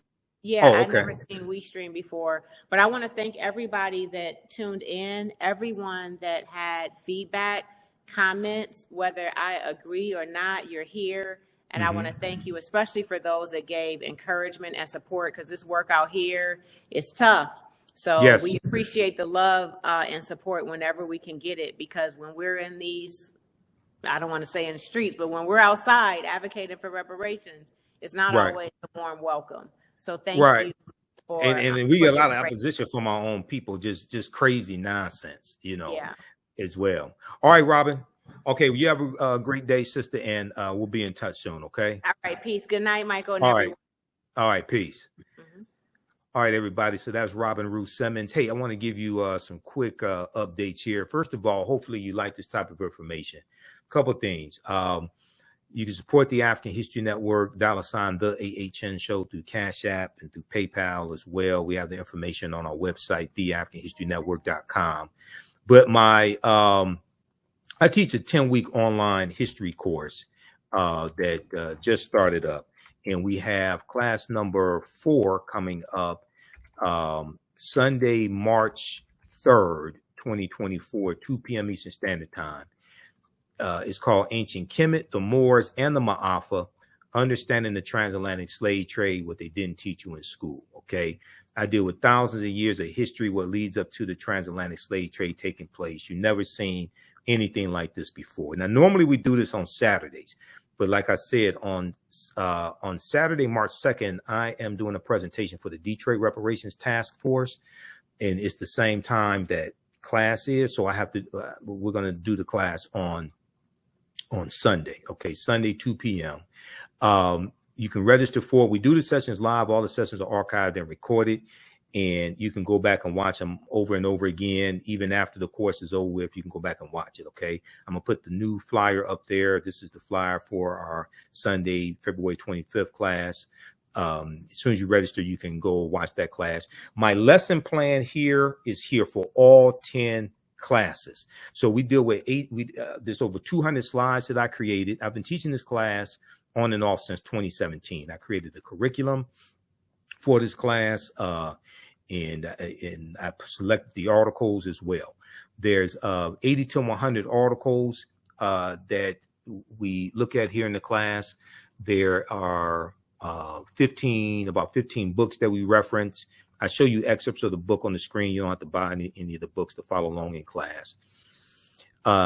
We look at excerpts. We also look at excerpts of interviews I've done with some of our historians, some of our scholars, Professor James Small, Professor Kabahai Watha Kamene, Anthony Browder, Runoko Rashidi, etc. Okay.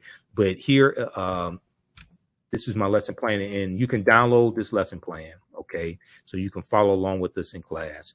I'm going to update the lesson. I've made a few slight changes to the lesson plan to add some information. So we'll update that. But in class, in our next class, we're going to look at, we just looked at Sunday, we just looked at Tanis Heraklion, the lost Egyptian city of Tanis Heraklion that sunk into the sea about 1,200 years ago. This was a city built around 8th century BC, okay, or BCE, before the Common Era. We talked about stone tools found on the Greek island of Crete that date back 130,000 years ago. So in this portion of the class, we're looking at archaeological discoveries that have come out in the last 10 to 15 years or 20 years or so, over about a 20-year period of time, that are causing the scientists and archaeologists to push the timelines back. We'll talk about the 17 pyramids that were found buried underneath Egypt around 2011. In the next class, we're going to get into understanding cooperative economics, which are principles we brought with us from Africa. And each class, we build a foundation to get deeper into it. We talked about the Khoisan, who have the oldest DNA on the planet, and date back about at least 100,000 years ago. They're the short-statured Africans who go all around the world. And the Khoisan were here as well, because we looked at information coming from Dr. David Imhotep's book, The First Americans Were Africans, Documented Evidence, okay? So you can go through and look at the type of content that we cover here in this class. You've probably never seen anything like this before this class. It's on sale, $80, regularly $130. You can use this information with your children. Also, I would say the content is PG-13, but this class is going to blow you away. This is my life's work. It took about 7 years to get the class really developed to this point, okay? So as soon as you register, you can start watching the content. So please support us in what we do, because it takes a lot to finance the African History Network, pay for all these services, pay for Restream. I teach the class on 2 digital platforms, 2 online digital platforms. I have to pay them each month as well. But when you see the content in this class and how much you learn in here, it's going to blow you away. And then it was either the first, we did an introduction to the class on February 3rd. And then on our February 10th class, we dealt with some of the history of Black History Month as well. Okay. We dealt with some of the history of Black History Month. Okay. So, and what I'm going to do is, for the sake of time, okay, how you all like this type of information? Give us a thumbs up, give us a heart, give us a like on the broadcast. Also at our website, AfricanHistoryNetwork.com, we have the information for Cash App and PayPal. Okay. And I had to create this graphic here because people have set up fake African History Network Cash App accounts, and they've been stealing money from us. So it has information here about our radio show or our broadcast Sundays, 9 p.m. to 11 p.m. Eastern Standard Time. And let's see here. This is another class that I teach that's going to start up in June. It's called Black Resistance Movements from the Haitian Revolution, U.S. Civil War, Civil Rights Movement, and Black Power Movement, 1800 to 1968. That's going to start up the first weekend in June. But here's our PayPal and Cash App information here. Our Cash App account is $ the AHN show, SHOW. When you go to it, it says Michael and shows my picture there. You click right here on the link. It shows our QR code. These other ones here are fake African History Network Cash App accounts. And there's about 5 fake ones out there that I'm trying to get shut down. You click here for PayPal. It takes you to our PayPal link here also. Okay. All right. Now, let me do this. Since we still have a little more time here. I spoke for Saturday. Some of you all saw some of the broadcasts that I did for my fraternity, Phi Beta Sigma Fraternity Incorporated. We did a joint Black History Month celebration with our sisters, the Zeta Phi Beta. And I was on a panel discussion dealing with African history, African American. We're dealing with cooperative economics and some history and politics, things like that. What I'm going to do, y'all want to see that presentation? It's like 6 minutes. Okay, you all want to see that the presentation that I did, because what I want to do, we were short on time, and the panel discussion I was on, it was going to be longer, but we were short on time, and I did not get a chance to get into the history of Black History Month. And anytime we have these Black History Month celebrations, you cannot have Black History Month celebrations and not talk about Dr. Carter G. Woodson, who is the father of Black history and who created Negro History Week in 1926, which became Black History Month. Okay, you cannot have celebrations of Black History Month and not talk about the man, Dr. Carter Godwin Woodson. That's why we have Black History Month celebrations. So what I'm going to do, since this is my own network and I control all of this, I'm going to show the presentation that I did here, and then we're going to deal with some brief history dealing with Black History Month, African American History Month, and why we celebrate it. All right, I'm going to make this quick, okay, because I'm going to wrap this up in 5 minutes. My 5 pages of notes that I researched with my portion of the panel discussion, I'm going to boil this down to 5 minutes. We're going to talk about history, economic law, and politics. First, I want to answer the question that was given to me dealing with classism. I consulted Boston University's Anti-Racism Center. Classism is a belief or a set of policies that deny people their dignity, deny people their value based upon a perceived belonging to different socioeconomic groups, whether they're poor, whether they're middle class, etc. And you create policies around that to target them. So in the African American community, we see higher rates of health-related disparities, high blood pressure, cancer, etc. We see higher rates of pollution, and pollution is connected also to higher rates of health disparities, etc. Okay. Now, one of the things that I'm Imhotep, founder of the African History Network, host of the African History Network show. One of the things I was also asked to talk about was dealing with economic empowerment and how we deal with that in the African American community. I speak across the country. I'm on Roland Martin Unfiltered every Friday. We need to focus on history, economics, law, and politics. The acronym HELP. History, economics, law, and politics. When 2 of my teachers teach, Dr. Linda Jefferson and Professor James Small, as well as myself, I use what's called the pyramid principle. If you think of a pyramid, the pyramid of Khafre at Giza, a pyramid has 3 sides. The foundation is African history and culture. It's our history and culture that gives us our values, our interests, and our principles. Our VIPs, our values, our interests, and our principles. This gives us a cultural paradigm that we see reality through, okay? It influences the 2 sides of the pyramid, your economic empowerment and your political empowerment. It influences how you engage in economics, okay? I have a contention with a lot of these economic empowerment gurus out here who try to convince us that wealth creation is the same as economic empowerment. And I was interviewing one of them, and I said, we can all have stock portfolios valued at $5 million and still spend 97% of our dollars with people that don't look like us. You have wealth creation, but you don't have economic empowerment. So when we look into our history, if you read the book, Collective Courage, by Dr. Jessica Gordon-Nemhard, who's one of the top authorities on the history of cooperative economics, the co-ops are principles we brought with us from Africa. But since, for the most part, we've been stripped of our history, culture, language, spiritual systems, folklore, mores, we don't understand that we have this in our history. The Free African Society of 1787 was one of the first mutual aid societies. We have the Colored Farmers Union, 1886, out of Texas. They grew to 1.2 million members in various states. And these were African-American farmers that were sharing farming techniques, sharing all types of equipment, things like this, becoming very prosperous. They had to disband because of death threats from white supremacists. We look at the Colored Merchants Association, 1928, coming out of the National Negro Business League, 1901, Booker T. Washington. This grew to about 243 black-owned grocery stores all across the country. And what they were doing was sharing marketing techniques, accounting techniques. They were buying in bulk, and they were competing better against the Woolworths and Crescents, okay? So you look at another one would be the Black Panther Party for Self-Defense and the mutual aid programs that they had, the screening for sickle cell anemia, the breakfast programs, different things of this nature.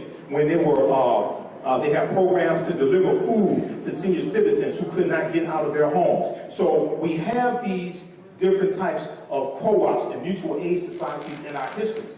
In our history, what happened was that many of us went to white business schools or business schools at HBCUs that taught white business principles.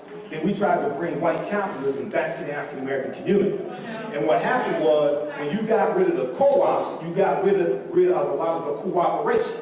Because to have co-ops, you have to have cooperation. Now, I graduated from Wayne State's business school. I learned a lot of white business principles. What made me so dangerous was I was studying African history outside of the white business school. So I understood the difference, okay? So, I want to wrap this up here. I want to thank everybody for your hard work. I know it's a lot of work. I've organized events similar to this before, but this is what we have to understand. Now, politics, let me wrap up with this. Politics is more than just voting. Voting is extremely important. And you get a lot of stupid people, and I'm censoring myself because of where we are. You get a lot of stupid people when you don't vote strategically. Politics is the legal distribution of scarce wealth, power, and resources. Let me say it again. Voting is only one small part of politics. We've never been taught to play the game of politics to win. Politics is the legal distribution of scarce wealth, power, and resources, and the writing of laws, statutes, ordinances, amendments, and treaties, the adoption, interpretation, and enforcement. Now, sometimes I get in trouble for this, but I tell people when I was on the Bonnie Parent show on 19 a.m. before we went to West Country. I was a talk show host there for 7 years. I still have my social media platforms, a million followers on the African History Network, Facebook fan page, so that doesn't faze me. I said, I know people mean well, but we have to learn to vote strategically, and we have to stop telling African Americans to exercise your right to vote. Okay? Listen to me. You don't vote for exercise. If you want to exercise, go to the gym and work out. You vote for power. Everybody else understands this, especially black power. That's what you vote for. You vote for laws and policies that are beneficial to you, your community, your people, and what's good for African Americans are good for America in general. Okay? So I'm going to leave it there. I got a whole lot of other information. Come see me at the table here. The speakers that have my information and information on my online history classes as well. Asante Sana, my hotel, Wakanda forever.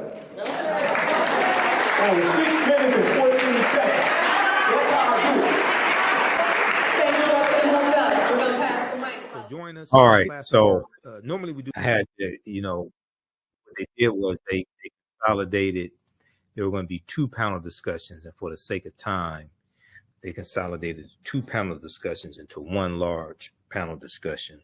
So I had to make the most of the time that I had, okay, because I only got 1 chance to speak. But they're going to have me speak again because I blew people away with my information. Okay, so how'd you all like that? Give us a thumbs up, give us a like, give us a heart on the broadcast. Who needs to still register for my new 10-week online history course, Ancient Kemet, the Moors, and the Ma'afa, Understanding the Transatlantic Slave Trade?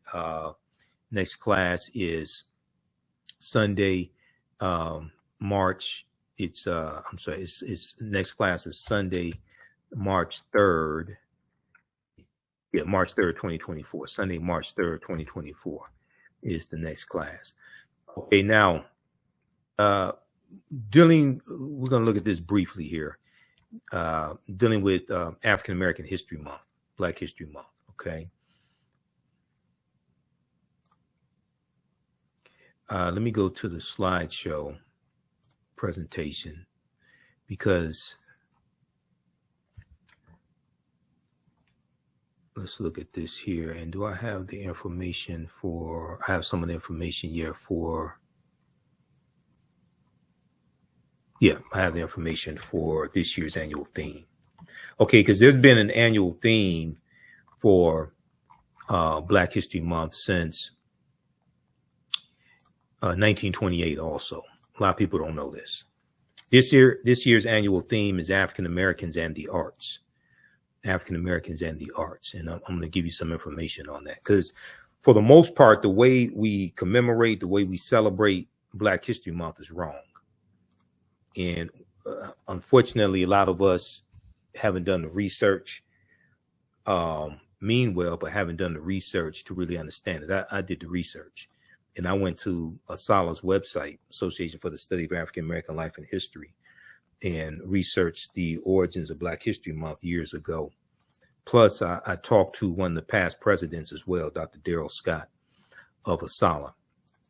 Okay, so the father of Black history, the father of Black History Month is Dr. Carter Godwin Woodson, Dr. Carter G. Woodson. And he was born December 19th, 1875, 10 years after slavery ended. He was born in Virginia. He died April 3rd, 1950. He wrote numerous books. His most well-known book would probably be The Miseducation of the Negro, which came out in 1933. Now, Dr. Woodson, and when we look at why was Black History Month created, Dr. Carter G. Woodson founded what was known then as Negro History Week in 1926. Okay, 1926. He explained the reason behind the celebration in a pamphlet widely distributed months before the first celebration. Well, before the first celebration was to take place during the second week in February 1926. Now, I've been to Black History Month celebrations, and people say, why we have the shortest month of the year? Okay, why we have the coldest month of the year? The reason why Black History Month is in February is because it specifically it started the second week in February. It was held the second week in February. It started February 7th, 1926. Because the second week in February contained the birth dates of Frederick Douglass, February 14th, which most of us know as Valentine's Day, and Abraham Lincoln, February 12th. African Americans were having celebrations commemorating Frederick Douglass's birthday going back to the year after he died, when he died in 1895. So we were having celebrations in the African American community for Frederick Douglass for his birthday, and we were having celebrations in the African American community going back to the year after when President Abraham Lincoln is assassinated in April 1865. So we were having celebrations since basically Lincoln was assassinated also on his birth date of February 12th. So since there were already celebrations going on in the African American community surrounding these two men, Dr. Woodson put his new cultural celebration into that same period of time, because a lot of people were, having celebrations. They may be off work or whatever it is. This is going on. And so this is in 1926. Okay. Now, Dr. Woodson exclaimed that blacks knew practically nothing about their history. And some of this is still true today. He ultimately believed that African Americans could benefit immensely from knowledge of their past and accomplishments of their ancestors. He added that race prejudice was the byproduct of whites' beliefs that black people had not contributed anything of worth to world civilization. Okay. Now, Dr. Carter G. Woodson earned a PhD in American history in 1912 from Harvard University. He became the second African American to get a PhD from Harvard. The first was Dr. W.B. Du Bois in 1895. Woodson was the first of African slave ancestry because his parents were slaves, and Dr. W.E.B. Du Bois was born to free parents. In 1915, so this is the 50th year anniversary of the end of slavery and the end of the Civil War. Dr. Carter G. Woodson attends a 3-week celebration, this symposium that takes place in Chicago. Okay. And this is the 50th year anniversary of the Emancipation. Not the 50th year anniversary of the Emancipation Proclamation, 50th year anniversary of Emancipation, I should say. Emancipation Proclamation was January 1st, 1863. So there's a 3-week symposium that takes place, and they have all these exhibits, and is documenting the progress African Americans have made over those 50 years. And you have speeches given and things like this.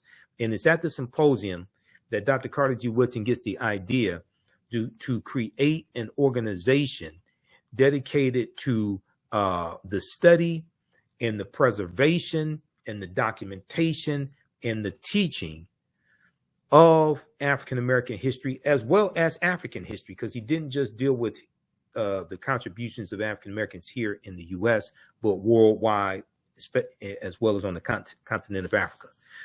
So he decides to create an organization to promote the scientific study of Black life and history, the scientific study of Black life and history. So this takes place on September 9th, 1915. He and 4 friends co-found the Association for the Study of Negro Life and History at Wabash YMCA there in Chicago. Okay. In 1916, he creates the Journal of Negro Life and History, the Journal of Negro Life and History. And this was a journal dedicated to publishing the papers of African-American historians, because the white historical journals usually did not want to deal with the same topics that we wanted to deal with, or would not deal with those same topics the same way. So he understood we had to have our own infrastructure. Okay. 1921, he creates Associated Publishers, Inc., which was a Black publishing company that he used to publish his books. And they also published textbooks for Black teachers to use as well to teach, Black children. Now, Dr. Carter G. Woodson argued that if the historical record was set straight, and that if the history of Black people were studied along with the achievements of others in schools, not only would Black youth develop a sense of pride and self-worth. Not only would Black youth develop a sense of pride and self-worth, but racism would also be abolished. And Dr. Woodson said the history of African Americans had to be taught in every school across the country, not just in schools where we were the majority of the population of the students. Okay, he understood it had to be taught in every school across the country. Now, Woodson concluded, quote, "Let truth destroy the dividing prejudice of nationality and teach universal love without distinction of race, merit, or rank, with sublime enthusiasm and heavenly vision of the great teacher. Let us help men rise above the race hate of their age unto the altruism of a rejuvenated universe." Now, Negro History Week was, as it was called in 1926, was the first major achievement in popularizing Black history or African American history, and was unique in that it focused on African American youth. Now, it wasn't only for African American youth, but there was a focus on our youth. Dr. Woodson realized that the miseducation of Black people began in their homes, in their communities, and in their elementary schools. Dr. Woodson's vision of Negro History Week was optimistic, strategic, and long-term. He wanted this modest week-long celebration to serve as a stepping stone toward the gradual introduction of Black history into the curricula of all levels of the U.S. educational system. He's saying this has to be taught in all schools across the country, as well as in colleges also. The reason why is because the way you treat a people is largely based upon what you think about a people. What you think about a people is based upon what you have been taught about a people. What you've been taught about a people is based upon everything you read, heard, and seen about a people.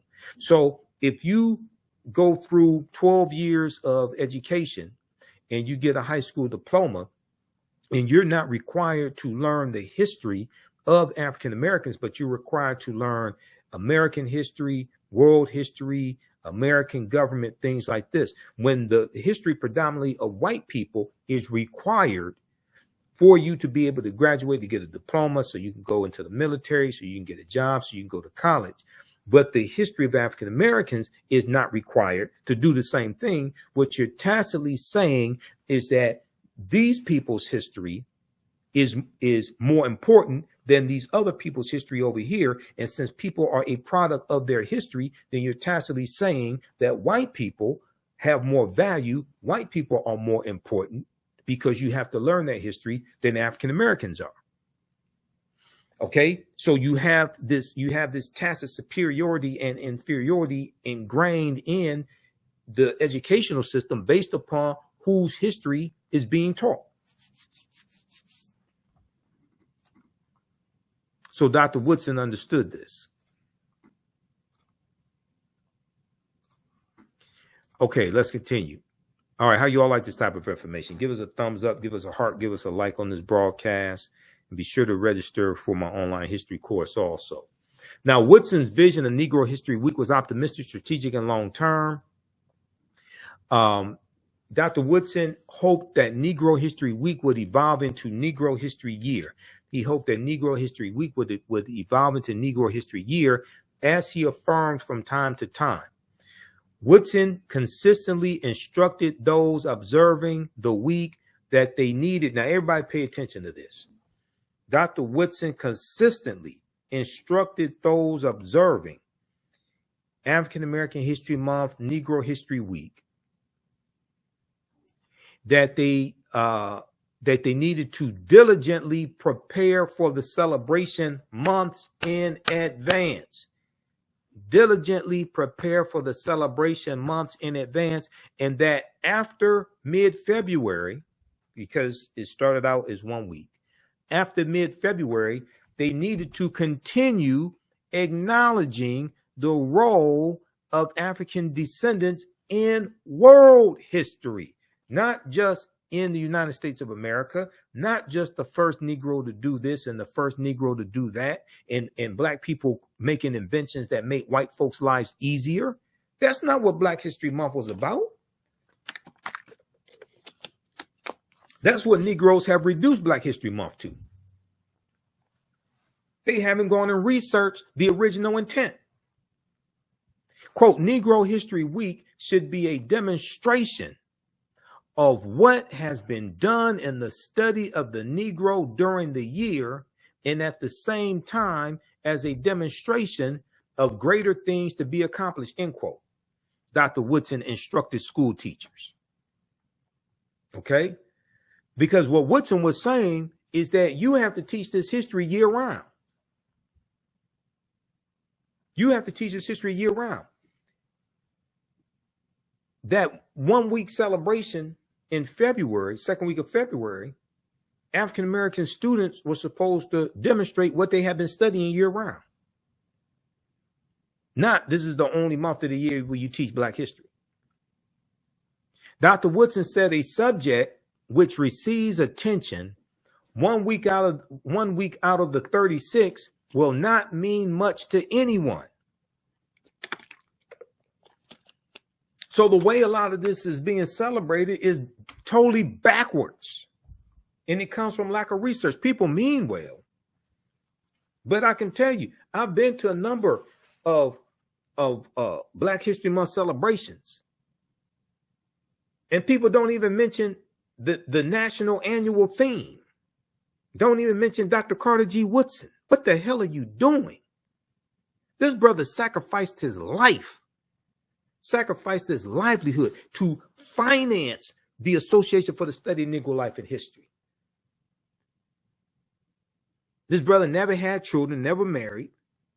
He said his work, basically his work was like his wife. Okay. And he knew he was not going to make a lot of money. He knew he was not going to get rich. But he was driven based upon the love of his people. And unfortunately, a lot of Black History Month celebrations, people mean well, but they do a disservice to Dr. Carter G. Woodson. This is why we have to do the research and honor this ancestor and honor other ancestors. And in honoring our ancestors, we honor ourselves. Read Dr. Pero Gaglo Dagbovi's book on Dr. Carter G. Woodson. Carter G. Woodson in Washington, D.C., the father of Black history. So the 100th anniversary of ASALH, which is now Association for the Study of African American Life and History, they had a celebration of the 100th anniversary here in Detroit at the Charles H. Wright Museum of African American History. And Dr. Dagbovi was there doing a lecture and a book signing for his book. And I bought his book. His book is fantastic. I got a chance to meet him. Dr. Dagbovi is a history professor at Michigan State University. Also, I know Dr. Darrell Scott. You've seen Dr. Darrell Scott here on the African History Network show. Dr. Darrell Scott is a past president of the national chapter of ASALH, Association for the Study of African American Life and History. Okay, now, very quickly, because we're going to wrap this up. I'm not going to get through the whole presentation. We talked about some of this information in the class a couple weeks ago, but it's been a long day, and I just did an hour and a half with Robin Rue Simmons. So 1915, you had the Birth of a Nation movie come out the same year that Association for the Study of Negro Life and History is founded.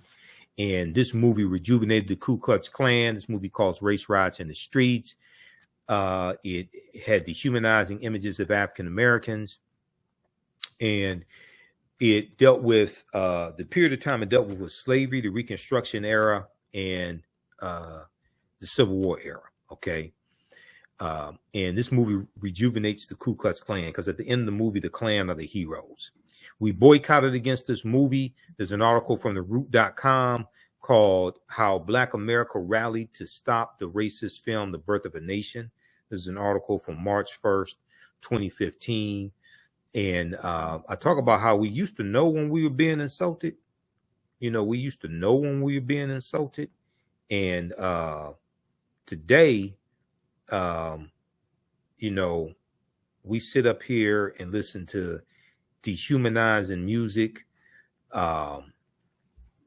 dehumanizing negative corporate controlled hip hop, etc. But read this article because African Americans like Charlotta Bass, who was the editor of the California Eagle newspaper, which was the oldest Black newspaper on the West Coast, and you had people like William Monroe Trotter up in Boston.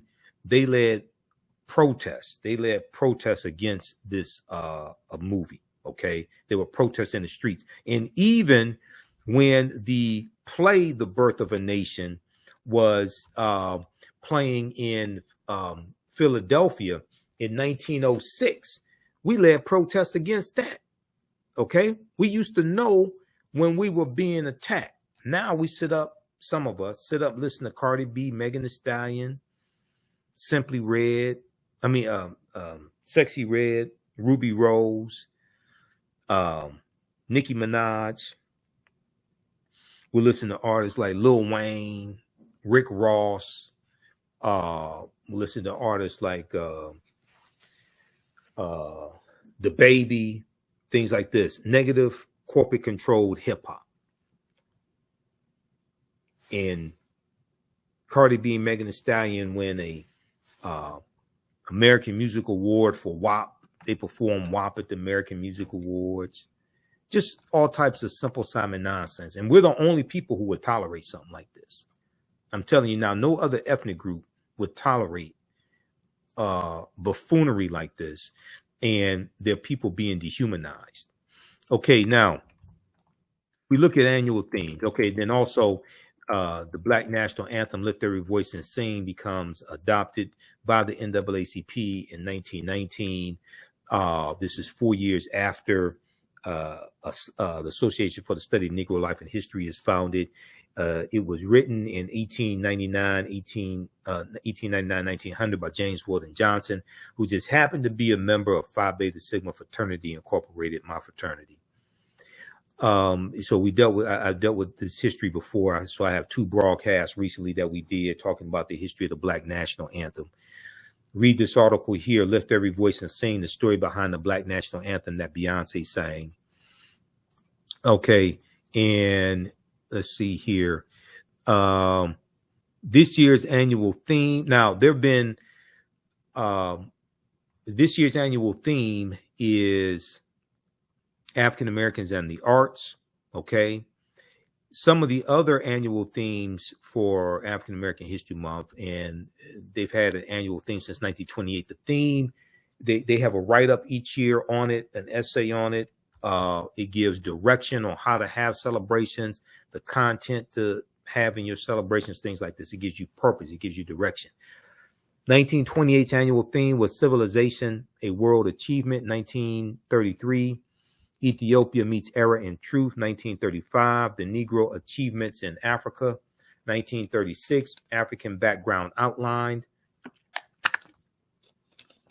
1960, Strengthening America Through Education in Negro History and African Culture. 1971, African Civilization and Culture, A Worthy Historical Background. Go to asalh.org, asalh.org. Those are just a few. They list all of them there at the website. Okay.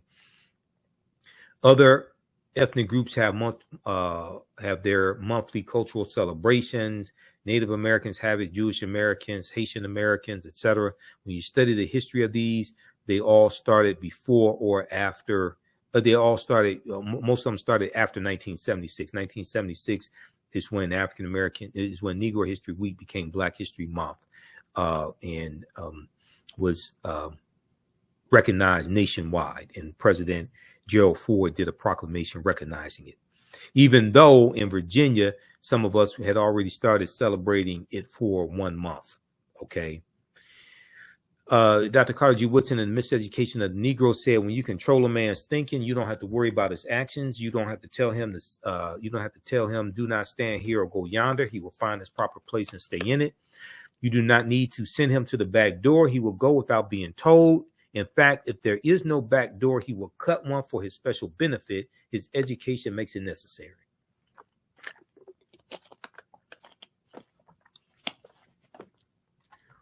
So he's dealing with he was dealing with the programming in the educational system. Okay. This year's theme, African Americans and the arts. African American art. I will just look at the theme briefly. There's a 2-page write-up at the Asalh's website. African American art is infused with African, Caribbean, and the Black American lived experiences in the fields of visual and performing arts, literature, fashion, folklore, language, film, music, architecture, culinary, and other forms of cultural expression. The African American influence has been paramount. African American artists have used art to preserve history and community memory, as well as for empowerment. So this is not just about entertainment. Okay. Artistic and cultural movements, such as the New Negro movement, right after World War I ends in 1918. And you have the New Negro, which is a concept they would call race man. And this is a concept of dignity and pride, and being proud to be Black, being proud to be Negro at the time. Okay. And these brothers were coming back home and said that we want all of our rights now. We want all of our rights now. Okay. We're not going to deal with the segregation anymore, the lynchings. We want first-class citizenship. They said we fought for this country. We died for this country, and we want all of our rights now. Okay. So this was the New Negro movement. All right. For centuries, Western intellectuals denied or minimized the contributions of people of African descent to the arts as well as history, even as their artistry in many genres was mimicked and or stolen. However, we can still see the unbroken chain of Black art production from antiquity to the present, from Egypt or Kemet, across Africa, from Europe to the New World, prior to the American Revolution, which was 1775 to 1783. Enslaved Africans of the Low Country in South Carolina began their more than a 300-year tradition of making sweetgrass baskets, which separate the rice seed from its chaff, revealing their visual artistry via craft. Now, there were at least 262 skills, trades, and crafts that African people had in this country from 1619 to 1865. Okay. All right. So they go through and they talk about different genres of music and different genres of art from the 1960s to they talk about the 1920s and 30s, the Harlem Renaissance, the Black Renaissance or the Harlem Renaissance. They talk about people like James Reese, Europe, who he and the band in the 369th Regiment called the Harlem Hellfighters, they formed a band over in France and introduced jazz music to France. You have people like Langston Hughes and Josephine Baker, etc. Okay. They talk about the 1960s and the Black Arts Movement, people like Nikki Giovanni, Alvin Ailey, who creates the Alvin Ailey Dance Troupe. They talk about 1973 and the creation of hip hop as a culture, not the creation of rap. Rap existed before 1973, August 11th, 1973, at a party in the Bronx that DJ Kool Herc was DJing at in Cochla Rock. They start this genre. 5 elements of hip hop are DJing, MCing, graffiti, breakdancing. They say beatboxing, but it's actually knowledge, because knowledge was part of hip hop. There are 5 elements of hip hop. So what they're introducing, some people dispute the date, is the culture of hip hop, not rap. Rap, you have the song Minnie the Moocher. Rap predates 1973. Okay, the recitation of lyrics over music, that predates 1973. Hip hop is a culture. Okay, Cab Calloway, Minnie the Moocher. All right. So then we look at Afrofuturism as well, and we look at people like Sun Ra and Janelle Monáe and Jimi Hendrix and the movie Black Panther that's dealing with Afrofuturism. Okay, so that gives us a synopsis of this year's annual theme of African Americans and the arts. All right, now, okay, so hopefully that helps you to shed some light there. Like I said, some people dispute the date, but hip hop is a culture, not a hip hop is more than just rap. And some people say that culture predated 1973. Okay. But you're dealing with 5 elements of hip hop. You're not just dealing with rap. All right. So look, that's going to do it for us. Be sure to visit our website, AfricanHistoryNetwork.com.